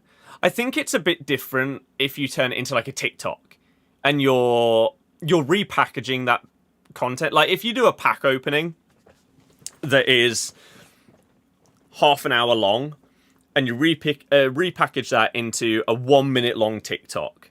Obviously, you're watching it in a different format as well, like vertical compared to landscape. That's very different than if you stream it and turn it into a 10-minute YouTube video. Because it is basically the exact same content, not even really changed. It's just chopped. I think for that, it might be a bit different because there are so many people that will not have seen that live stream or the like VOD video of it either. So I was hoping that it would just sort of go down as like a bit of like a newsy type of video, because those can sometimes do really, really well. Like if you put out a video that is the biggest changes in FC26 Ultimate Team, that video might do really well because people are just intrigued. So that's what I was hoping for, really. But unfortunately not. But it's fine. Well, you've noticed 10 minutes max or hour plus does the best. Yeah, exactly. That's what I believe on YouTube nowadays. You really have that in between slot is now the niche time period, which is kind of crazy. People are more like, to be honest, I am the same. So an example would be if Big Wedge, which if you don't know, the Sidemen and a few of the others like Calix, Randy, etc., have got a big golf channel. And their videos are normally like an hour or longer. I love them. Whereas if they tried to really edit it down into this hyper quick cut edits of everything, and they turned it into like a 15-20 minute video, I wouldn't enjoy it as much. It feels less natural and more forced to be cut down into content. So the majority of stuff that I watch on YouTube, a lot of the time I have YouTube on whilst I'm doing other things, whether it's editing, whether I'm going on a walk, playing some Pokemon Go, stuff like that, tidying up, whatever it may be, maybe even playing a game. A lot of stuff is long. So, for example, Bryson has uploaded a video today. Can I break 50 with Adam Sandler? I'll put that on, right? And that might be a video where I actually watch rather than just listen to. But there's a lot of other stuff like, I wish that something like Pitchside would upload the full. They obviously like split their recording sessions up into sort of clip videos, which sometimes can be 10 minutes, sometimes they can be 45. I'd love the whole thing to get uploaded so I can just put it on and treat it sort of like a podcast. And I know they do upload it as a podcast as well, but I like having the visual element, especially if there are like quizzes and stuff like that where you can have different elements on the screen. I love whacking those kind of discussion videos on whilst I'm doing other stuff, because again, it's something that I don't need to watch, but I will still find it really entertaining, and it will help me whilst I'm doing other bits and bobs. Whereas if I really want to sit down and watch a video, like maybe a big wedge one, then I will set the time aside for that. So I don't often see myself like going on YouTube to watch a 20-minute video and that's it kind of thing. If I'm on YouTube, I'll be on there for like an hour plus. So if there were a couple of 20-minute long videos, I'd probably add them to a queue so that they're just going back to back to back. And it's why I like a lot of the like football discussion ones, like Pitchside and everything like that, or video essays about games like, I don't know, Crash Bandicoot 1 is easy, in quotation marks, is a half an hour long video. That interests me. I'd potentially watch that. Zach Jalab's new video is early preseason 25-26 Premier League predictions, which is a like football discussion video that's just over an hour long. I'd really enjoy that. So yeah. I like longer videos. There are occasions where I'll watch shorter stuff, but it's why something like Summoning Salt is so enjoyable to me, because it's just really well packaged, telling a story. So yeah, I like those kind of things on YouTube. Not everyone will, but I hardly ever scroll stuff like TikTok. See, I do, but a lot of the time I actually end up using TikTok to try and like utilize it, whether it's for news or other stuff like that, updates on things, clips of videos to then potentially go and watch the full thing. And I use the following tab a lot. Sometimes there would be a day where I'd like only go on the following tab and see what people have been putting up, rather than doom scrolling the For You page, because that can just go on for ages, and you end up like in half an hour you think back to, what did I actually watch in the last half hour? Even if like it made you laugh or something, can you actually remember any of what you did? Because you were just going so fast, and it's the next like endorphin pump, isn't it? And you don't even remember any of it. So I try to limit that. And to me now, a lot of the time, if I was potentially going to spend some time scrolling TikTok or whatever, I know that in the time that I would spend watching, I don't know, let's say 3 TikToks, I could do a task instead. I could take this pizza box out and put it in the recycling. That would take 2 minutes at the absolute most. I could do that instead. And so if I do want some entertainment on, then I can have one of those long YouTube videos on, just pop my AirPods in and start doing some productive stuff instead. So that's how I try and do things and prefer it. But of course, sometimes you end up just scrolling and it happens. But I try and make it less, if possible. But speaking of, I do have a few bits that I would like to try and get done tonight. Excuse me. Before bed. The plan for tomorrow is to upload the Oasis vlog on the second channel, the Footy channel, which is going to have something non-football on it, but deal with it. And then we're going to stream again on here. And probably do champs. Maybe try and finish Crash 4 as well. The main story. Potentially. I'm not 100% on that one. But maybe. Because I have got some Tom edits to do as well. I've literally just been sent 1 minute ago some footage. So let me quickly check. Because he's going away on holiday. I need to see what his... has he put up a schedule for these videos yet? If so, let me see what it is and see if I have to get... Please solve this puzzle so we know you're a real person.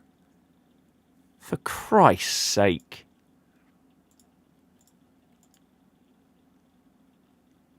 I mean, is it that?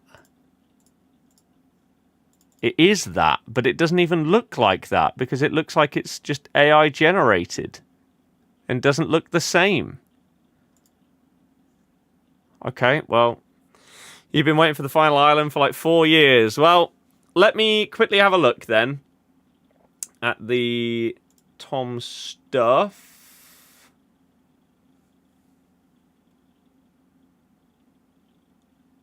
I'm actually going to join that folder. Oh. So, what have we got?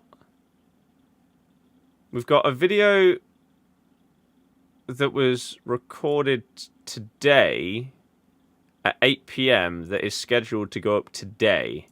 Don't think that's going to happen, so that will probably go up tomorrow. I thought he said that he was recording like 3 videos today.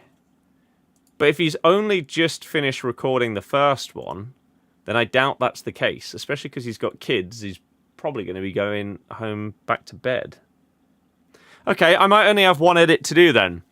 So we could potentially get champs done on stream and then crash. Is there anything else in my calendar? Let me quickly check. It's my mate's birthday, but it's the one that lives in Essex, so that's fine. We're not going out or anything like that. Liverpool might go big for Isaac. They may well do indeed. Yeah, that is being reported. I mean, if they do, it's just crazy, isn't it? But we can talk about that on the football channel, which is getting its first upload in a little bit tomorrow.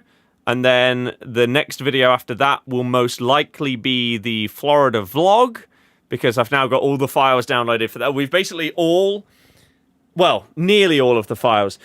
We are all pooling together all of our pictures and videos from the holiday so that if I don't have footage or pictures of something, I can pull it from somebody else's, like my girlfriend or my dad or mum or whatever.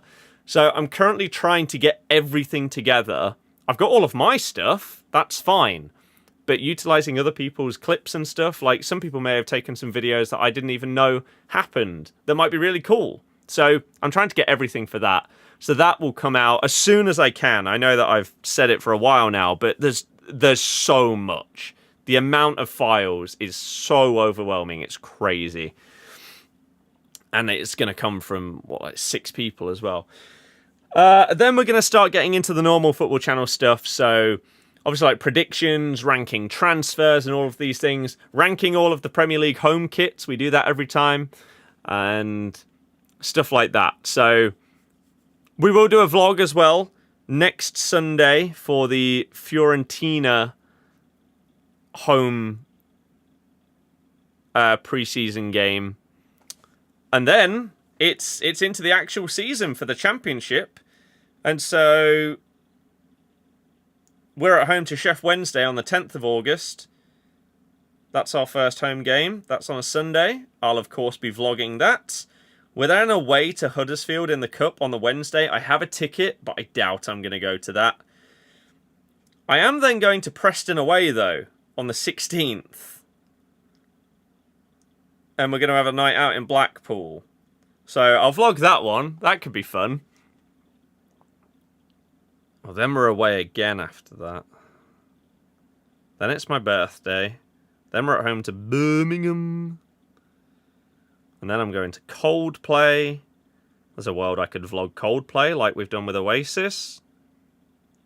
Oxford away. Where's our next home game? Oh, that Birmingham one. Okay. FC26 release. We're at home to Cov on the Saturday.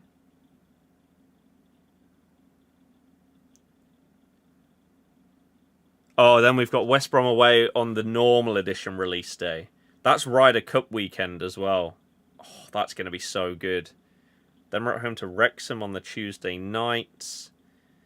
I need to start looking at Champions League fixture dates to see when our home games are going to clash with the Champions League. That's one of the only downsides, really, to being in the Championship, is if you want to watch the Champions League, but you're at home, you can't.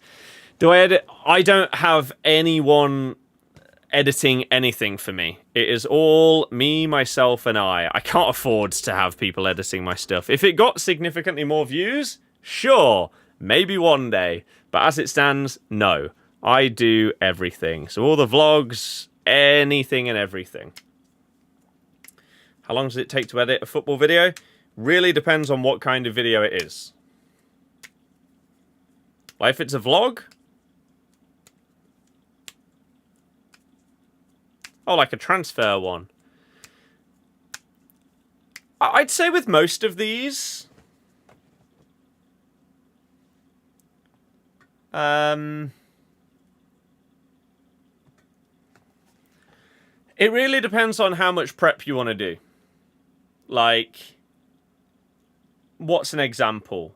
If I'm doing the ranking of all the Premier League home kits, then I'll have to make my own tier list, find all the images of all of these, and then edit all of that together for me to then work through whilst for my recording. Find some kind of like design an overlay so that I can have the current tier list at the bottom and then the current new kit that we're ranking on the side. And then, of course,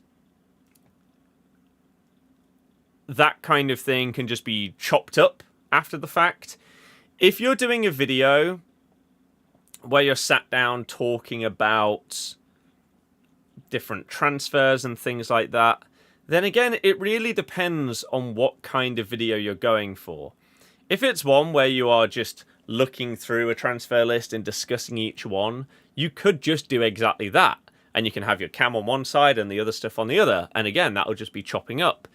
But if you want to start adding in graphical elements, like going and finding footage of a player or pictures of a player, everything is just going to take time.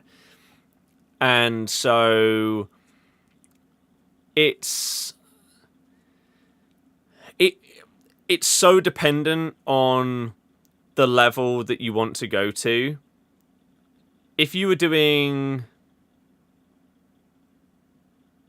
an analysis of a player, like one specific player, then you would have to go and find clips or even images of like their positioning on the pitch and stuff like that. I think an example would be when I've done videos talking about Maresca joining Chelsea, Dewsbury Hall joining Chelsea, and I would go onto tactics boards and create my own tactics to show how I think people are going to line up. That's, of course, going to take time. And so some people will hire an editor.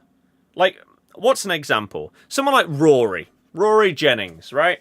His videos will be so simple. It might be a video talking about Liverpool are going to win the league if they sign Isak. And what he'll do is he'll sit down face to camera and talk about Isak signing for Liverpool for 10 minutes. He'll have a thumbnail editor that will make it actually, like, clickable, because just a picture of Rory sat in his room isn't going to get anyone to click on that, really. Like, unless you're a massive Rory fan. But it's not going to get people properly interested. It's not great. And the same with the editing.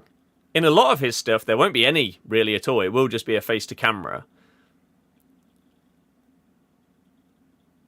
But in other videos, you will have an editor properly going in and adding in pictures, clips, and everything like that.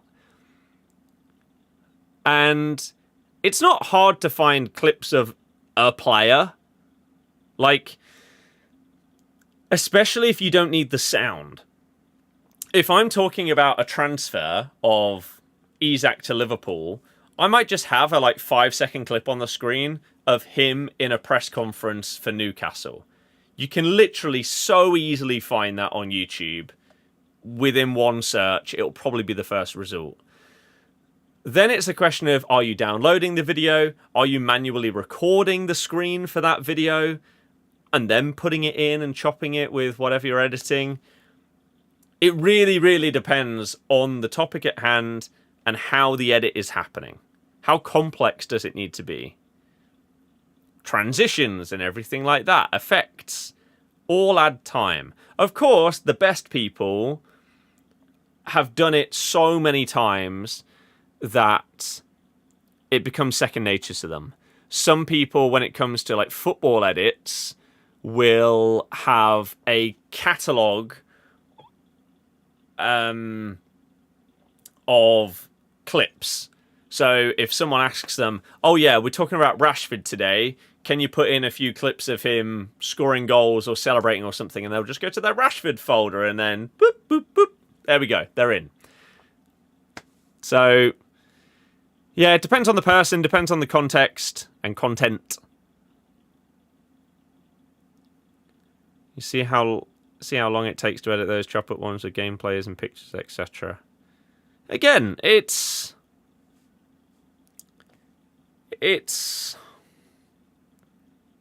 dependent on the content. I'd say it depends on how important the edit is. Obviously, the more important the stuff that's on the screen is, the longer it's going to take. So, if you're talking about Alexander Isak's numbers at Newcastle as he signs for Liverpool, again, just as the example, you could just talk and say, he's scored this amount of goals in this many games. And that's fine. But the audience would appreciate it more if that graphic was on the screen in some way. But of course, that just adds more time to the edit. So if you're doing it all yourself, sometimes you have to question what is worth editing here and what can you get away with. And sadly, a good edit can also be wasted if the thumbnail and title are crap. So you might put in a load of time making what is actually a really good video, but the packaging for the video sucks and therefore it was not worth the time for either you or the person you've paid. It's really hard. YouTube, it is really, really hard. There is so much stuff that you have to get right for a video to do well. And that just keeps changing over time. So, an example would be, I don't know, a pack opening nowadays. You can't just sit there and open packs for half an hour and, just title it, Huge Pack Opening for Futties, and get a load of views. It's very specific things that have to be done now for people to actually click on a pack opening. When it comes to FIFA stuff, of course, football and everything like that, every niche has different things that people get interested in, and it all goes in cycles. But nowadays, it feels like the only pack openings that people would watch are highlights of someone opening 50 share plays of a huge pack that's in the store, or a huge SBC pack or something like that. And that's just it now. That's how it is. Same with Foot Champs. Foot Champs, previously, you would be able to open up your Foot Champs rank 1 rewards in FIFA 17 and 18 as its own video, and it would do amazing. Nowadays, unless you're opening 20 sets of rank 1 rewards, nobody cares.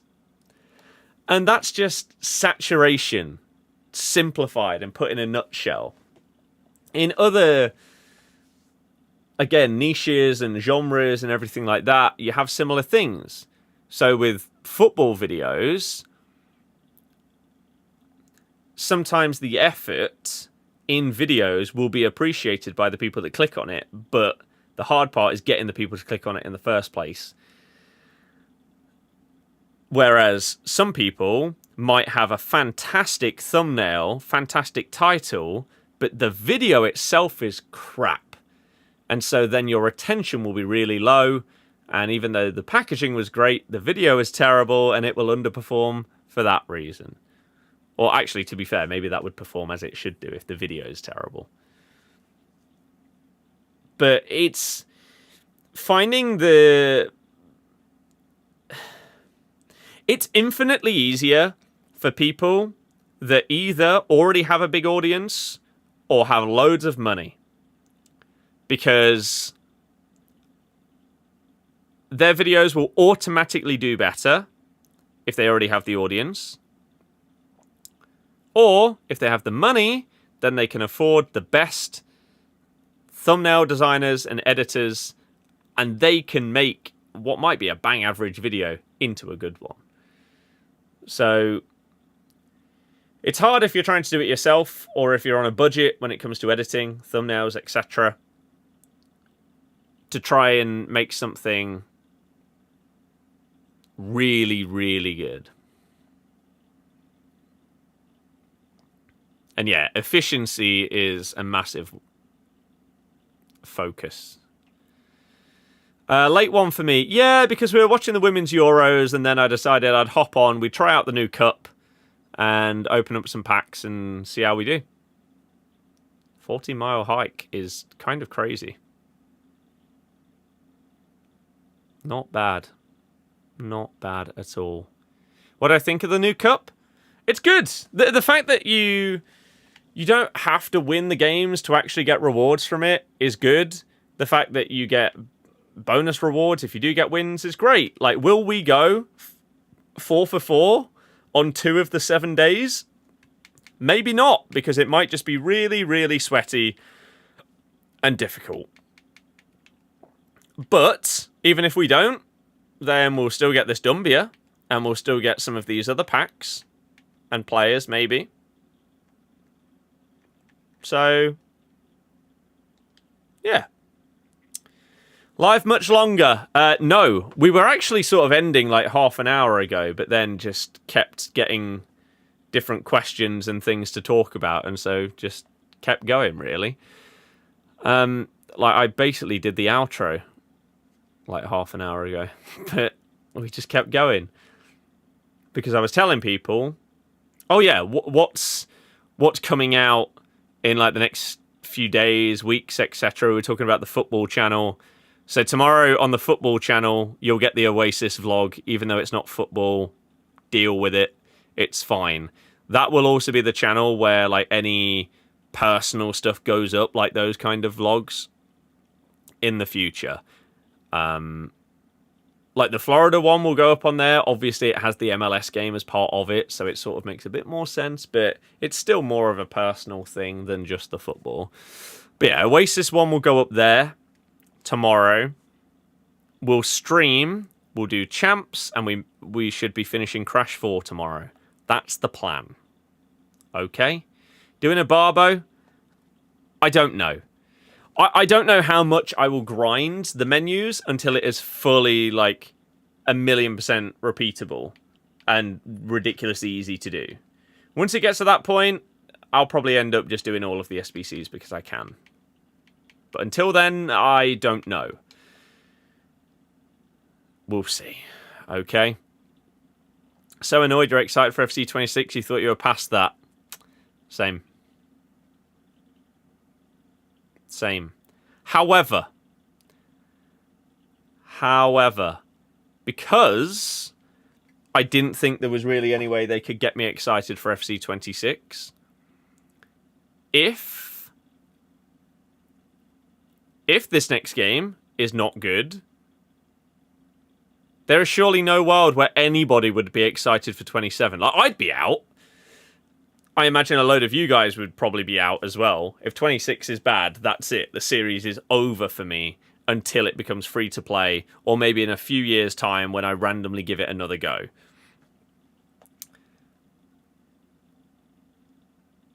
Because this is the one where somehow they have actually clawed so many people back to being interested when they thought they were out. For me, I wasn't out. I was still going to be getting 26, but it was...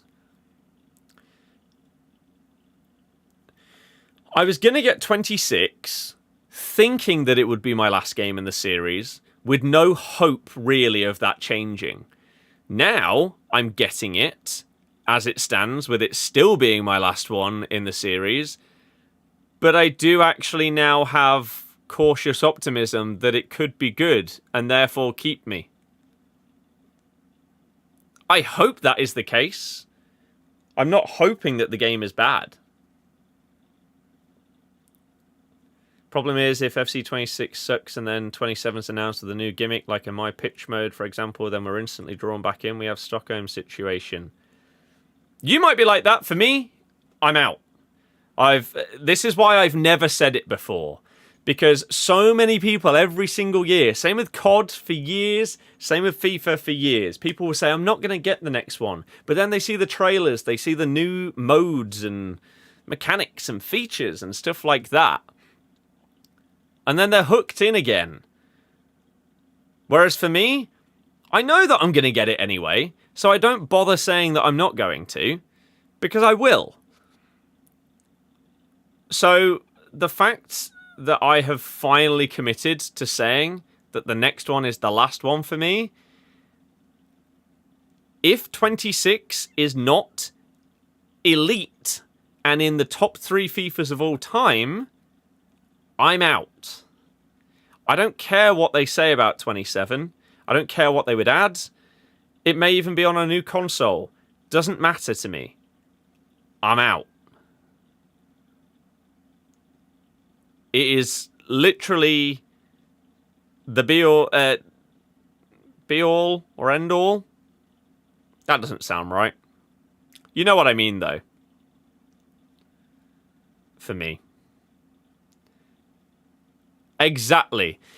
That's the thing. And the massive reason why is also because not only was this like my breaking point, I feel like it was for a lot of other people, but now you've advertised the game knowing that that is the case for people.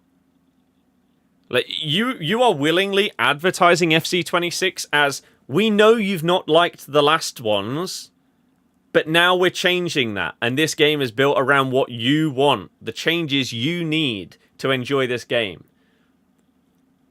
So everything is on the line for the game series with 26.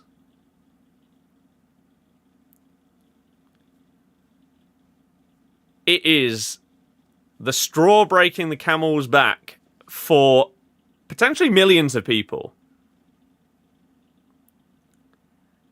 If this next game is still terrible after they've advertised it as saying, yeah, the last ones were crap, but this one's going to be great,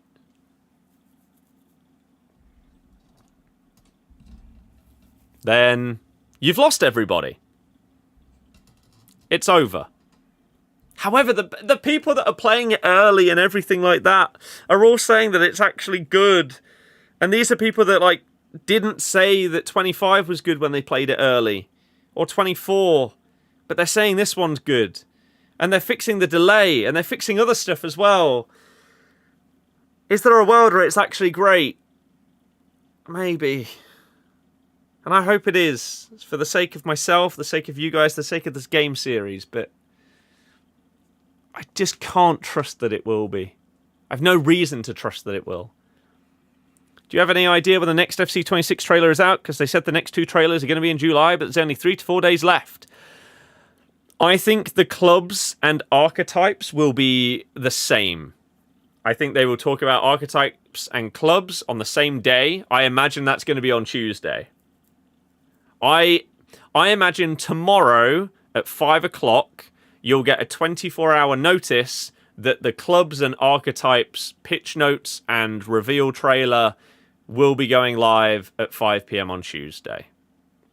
That's what I guess. I'm also incredibly cautiously optimistic, yeah.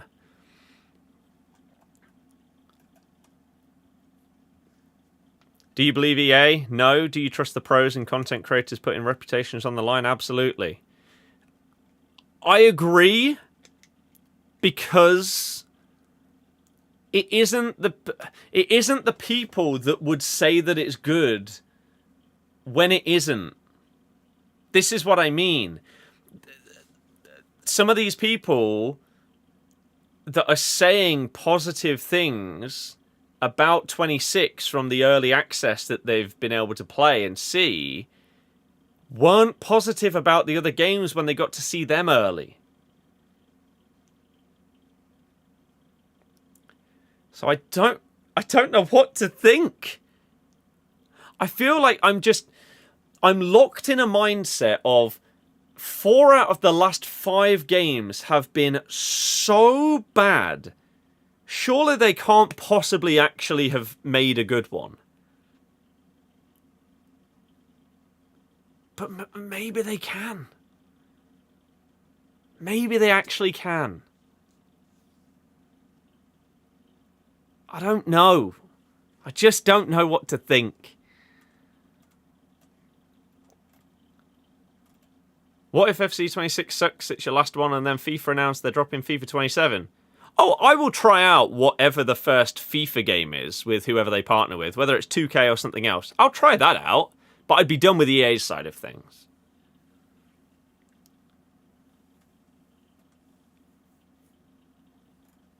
It makes sense, actually. Cheers. Yeah, no problem.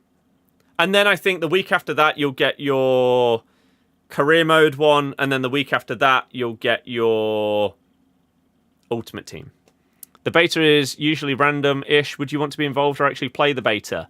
I might actually play the beta this time, if I got invited, because of the amount of changes that are supposed to happen. So it would interest me.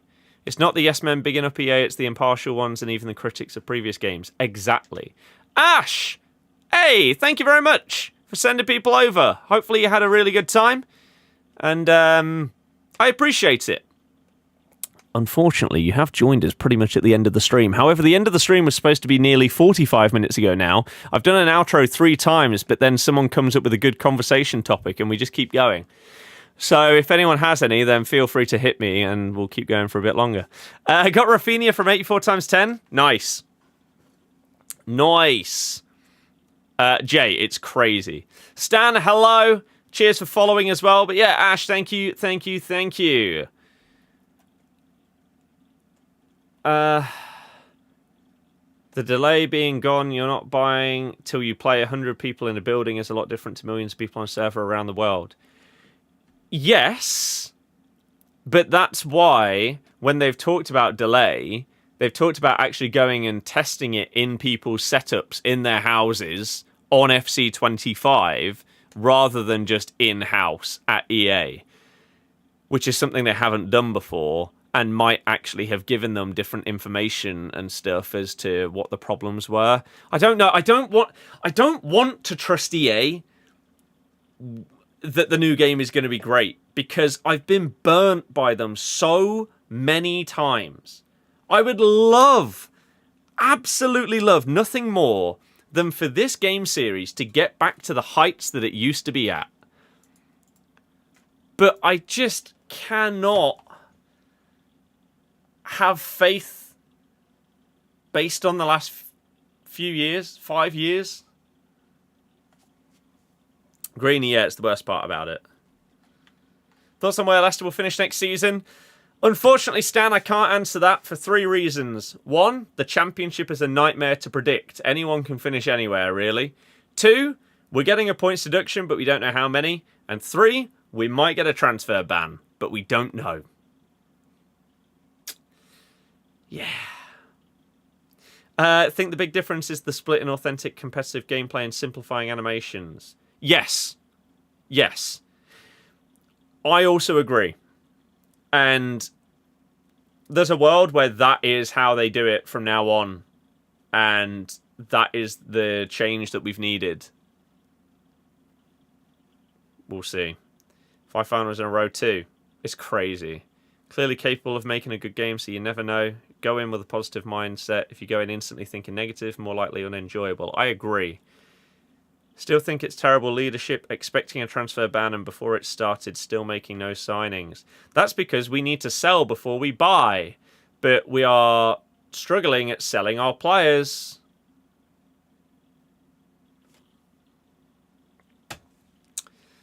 So, yeah.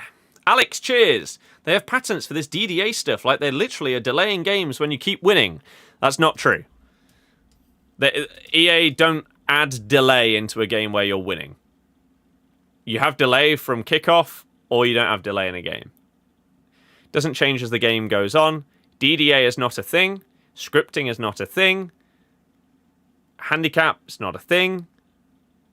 Online, they've never been a thing, and they never will be. Offline, yeah. I mean, it literally says in the game, as you're playing, the difficulty will change depending on how well you're doing. That's the whole point of it. But it's not a thing online. And the people that still believe in it in 2025 genuinely blow my mind. It's crazy. Going to be a massive slap in the face when you find out how many points. Is it FFP breaches? Yeah, PSR, not complying, not submitting our books on time. We've avoided a couple of point deductions and PSR punishments in the last couple of seasons. So now both the Prem and the EFL want to give us a massive slap. So we are not avoiding this. And the question is, how badly can they do us? Even with a transfer ban, you could still sign free agents, right? No. A transfer ban basically means you're not allowed to register any players. So, in theory, you could actually sign someone, but it would be the biggest waste of money that football has ever seen, because you could spend 30 mil on a player, but you wouldn't be able to register them. So, yeah. They need to build from the ground up to properly make a good game, which probably won't be till next gen. Yes and no. I would say that if it's not a possibility to sort of redo the code. Which, apparently the coding has become a bit more simplified in this game from some of the people that were actually able to see some of the ways that things have changed. For example, here's something that basically nobody knew up until a couple of days ago. So, if you know this information and you've seen it, please don't spoil the answer, because I have a question. If you are taking a shot, a finesse shot from outside the box, what in-game stats do you think determine how good that finesse shot is? I'm intrigued what people think that do not know the answer to this question based on the information we got like 2 days ago.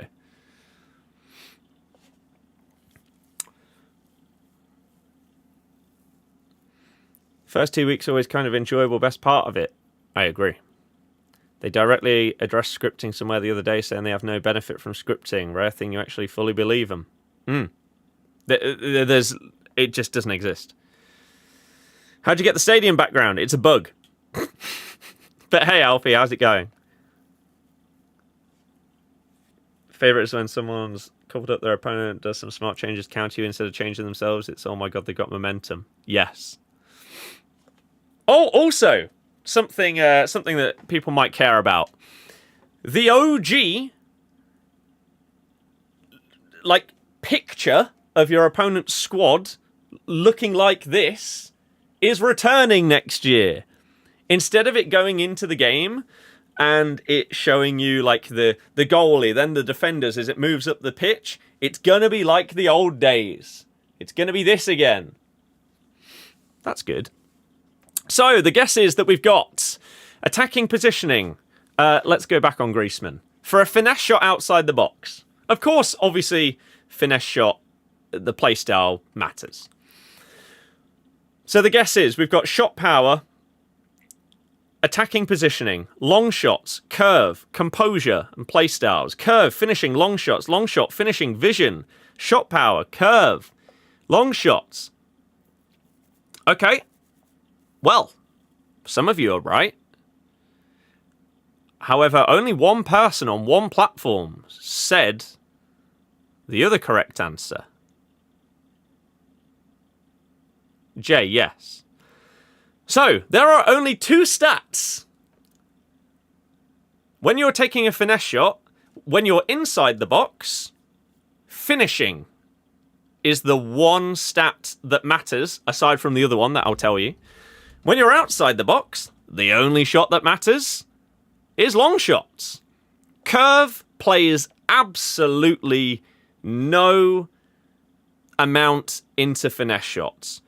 Shot power also doesn't really affect it. Obviously, if you put too much on, it will go over or whatever. Attacking positioning has nothing to do with it. Composure has nothing to do with how good the shot is.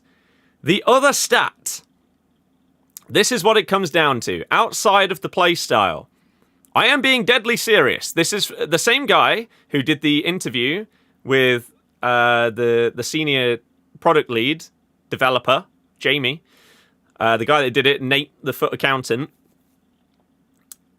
He was told this and saw it. So yeah, there are only two stats that combine in order to tell how good your finesse shot is. If you're inside the box, 90% of how good the finesse shot is comes from finishing. If you're outside the box, 90% of how good it is comes from long shots. The other 10%, not finishing, not curve, not composure. It's reactions.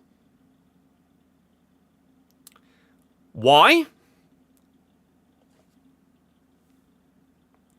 Who knows? But that's how it works. So, I wonder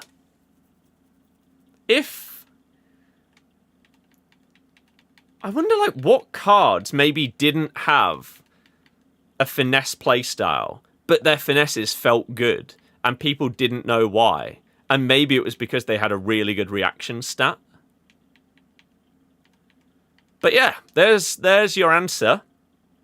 So I really, really would be intrigued to see, like, why don't we have that kind of information anywhere? Right? Why isn't there somewhere that I can see exactly what short pass means? What does it apply to? Right? Is it just any and all passes, whether it's a normal ground pass, a lobbed pass, a through ball, a lob through ball? If it's under a certain distance, does all of that come under short passing? Or as soon as you start to do a through ball, does it automatically turn into a long pass, even if it's only 5 yards? We don't have that information. And I think that's quite poor. And so the fact that Nate was able to see that kind of thing, is there a world where we get more of that information? Is there a world where we can,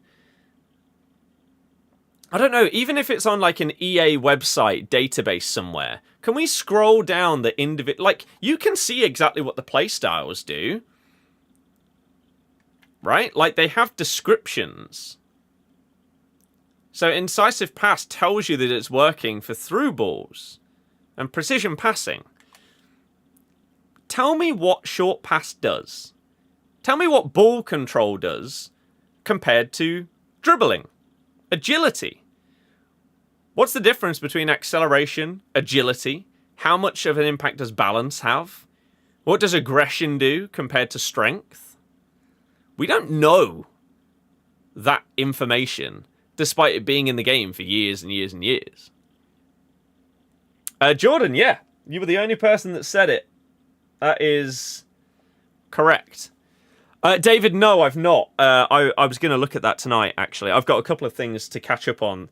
Like, when I scroll through my notifications, especially if I've been busy during a day, I try and leave notifications that I am actually interested in and want to go and check out. Your one is one of those. I'm intrigued. This is information they should release so people can see what they need for how they play. Exactly. Seen Happy Gilmore 2? No, because my plan is to watch the first one and then the second one, because I've never seen the first one. I have seen a lot of people... The, like, common person reviews. I don't care about, like, critic reviewers and stuff like that. I don't care what they have to say.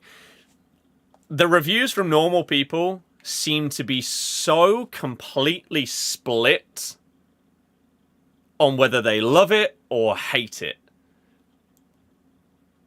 I don't know whether watching the first one on, like, the same day or the day before I potentially watch the second one, whether that will have an impact on which of those two camps I fall into. Like, is there a world that I would have higher expectations because I love the first one and then it falls short? Or maybe I love the comedy style in the first one and the second one is so similar that I really like it. I don't know. But, yeah, it seems to be so Marmite. And what I've seen multiple people say is basically... It's an Adam Sandler film about golf, right? Following on from a first one where comedy is like a part of it.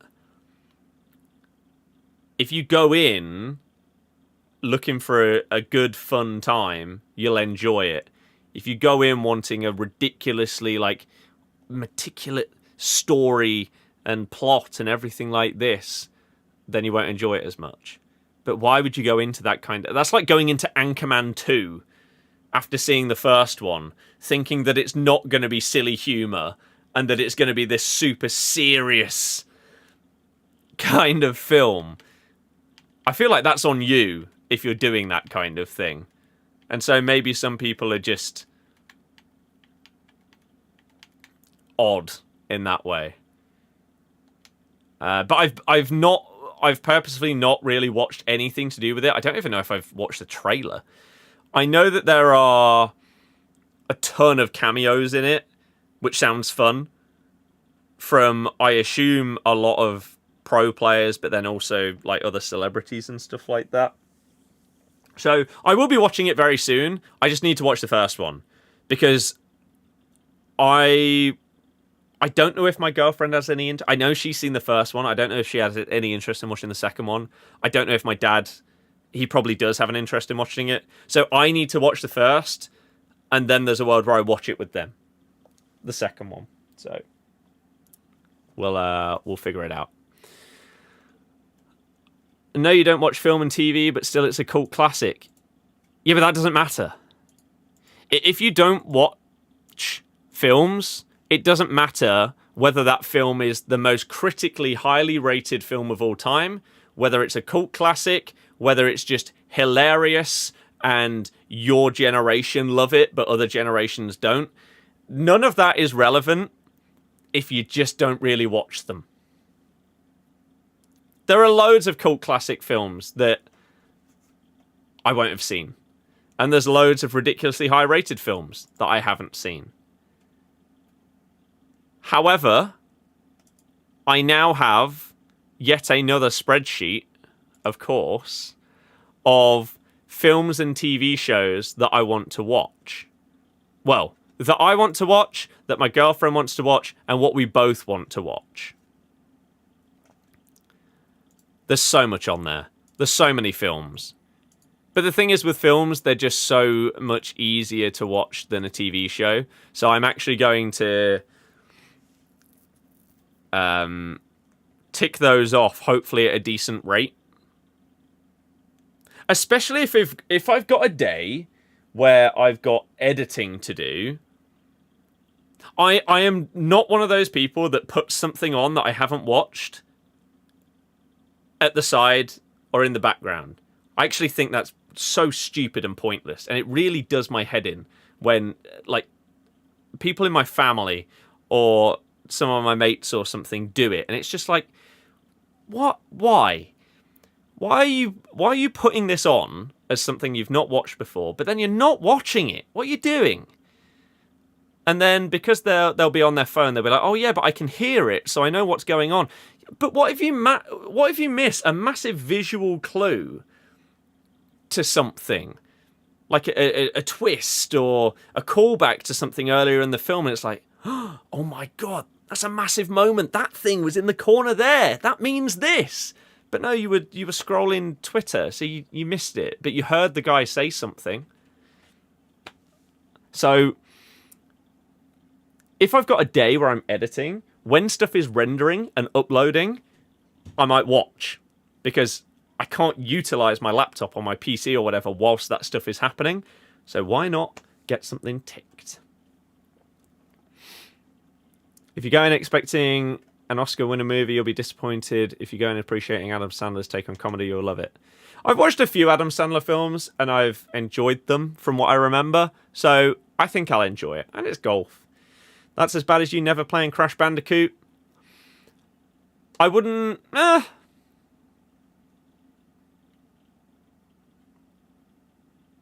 Maybe. Not playing the first 3 Crashes, sure. Never playing like any form of Crash, I think that's different, because you could have played that on multiple consoles over generations. But like specifically like the PS1 Crashes, maybe. Kind of need to be up to date with real life pro golfers to get a few gags. I'd say I am, so that should be okay. Musiala 98, nice. Simpsy, I agree. Haven't got rocket ship. His teammate decides to become Ayrton Senna. Yeah. Playing any champs? I'll be doing champs tomorrow. So, again, this stream just keeps going on, doesn't it? But I enjoy chatting with people, man. It's really enjoyable. Never disses films. Of course you have. What a joke. Buy me a house in Vegas so I can move. Something like that. And then I'll stop insulting you. Or getting annoyed. Or just a house here. Or just a deposit. There we go. And then I'll never be annoyed at you ever again. What was I going to say? Yeah, I keep saying the same thing because we keep going to end the stream, but then not. I have got stuff that I want to do tonight, so I probably should actually end. The Oasis vlog is going up tomorrow on the football channel. Hopefully you enjoy it. It's something completely different to what I've done before. A lot of it will just be clips of songs rather than clips of me. But people probably care more about seeing videos of the songs than they do of me, so that's fine. Why no footies cards? You're literally staring at me hovering over a footies card in Allison right there, so I'm not sure what you mean. And then we'll stream champs and the finale of Crash 4 in terms of the main story. And then we're going to move on to trying to 100% it. You're broke? Well, I don't think that's true because you keep getting tickets to all of these things, so I'm not sure about that. It's only like 10 grand. That's nothing to a probably multi-millionaire with all the assets. Come on. 10 G's will do it. 5. 2.5. No need to be pedantic. Well, you did say why no footies cards when there is one. It's not really being pedantic. It's just correct. I do have Vinny, but I don't want to use him over Vardy or Maradona. In terms of other ones, I've not really packed anything crazy. Buffon, Dudek. Some of these maybe to play at centre mid. I could put Upamecano in instead of Bastoni or Rudiger. I just haven't packed mental cards that will be an absolutely huge jump up. Like, he's not going to be better than Maradona. And Vardy isn't leaving the team. Going to play FC26 on Switch too? No. I'll be playing it on Xbox. Torn between two wedding destinations. Which one you reckon? Dubai or Caribbean? I don't know. I've never been to either. I probably won't for a very long time. So I don't know what's good or not. As I say, I have normal life things to to think about instead, unfortunately. Which is why we're going to try and put out a load of content on this channel and the football content over the next year or so for this big push for the house. And we'll see how that goes. But we're finally going to end there, okay? We've said everything we need to say. Weddings abroad are pretty normal. They're not as normal as you might think, though. Definitely not to very far away places. A wedding in Spain, maybe? Portugal? That's enough to turn a lot of friends and family away because it would be a lot more expensive and a lot more of a commitment, let alone going halfway across the world. Normal people don't really do that. They don't do it for a holiday. Let alone trying to get dozens of other people to also go to said destination for an event. So yeah. Funding everyone's travel. See, that's a bit different. But there you go. Rich. I just want a house deposit. Could you pay for my travel, but then I just won't go and I'll use the money for the house instead? Genius! Absolutely genius. So, enjoy the rest of your night, everybody. Hopefully you've had a really good weekend. Hopefully you will enjoy the new week. We're going to be streaming a lot. We're going to be uploading multiple times across the different channels and platforms and stuff like that. So hopefully you can enjoy that. I think I'm also going to split some of this Oasis vlog.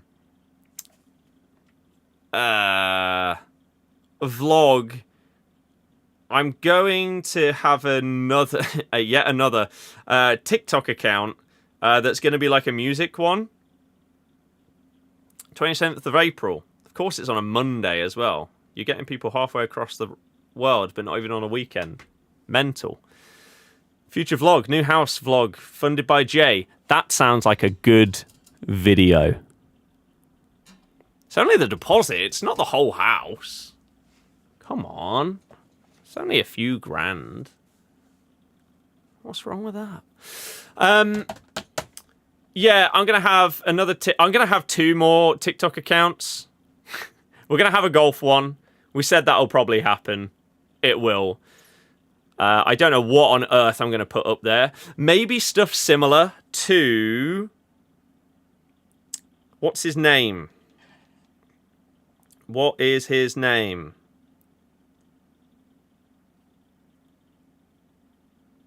Hoisey, for anyone that knows that guy. This. Can't play 9 holes of an extremely shit golfer. Now this is without doubt. If you know, you know. Stuff like that. And then a music one, which I'll be able to put clips up from like gigs that I've been to or will be going to. But also like guitar stuff, drums, keyboard, all of those, just music stuff. Just as another place to put stuff and give it a home, really. So we'll do that at some point as well. Chat's always on your side. Well, yeah, of course. the rich compared to the normal. The rich are never normally liked. That's life. If I suddenly became rich overnight, a lot of people would probably start hating me. Because that's just part of what comes with it, unfortunately. Same with fame. Even if you're not that rich, if you have any kind of fame, people will hate on you. Even if you're rich in a game, if you're rich in this game, if you pack a really good player, everyone hates you. It's just like real life. That's how it goes. Basically, we'd all like to be really rich. I'd just like to have my own home. Is that too much to ask? Apparently in this day and age it is, because they just never go down in price.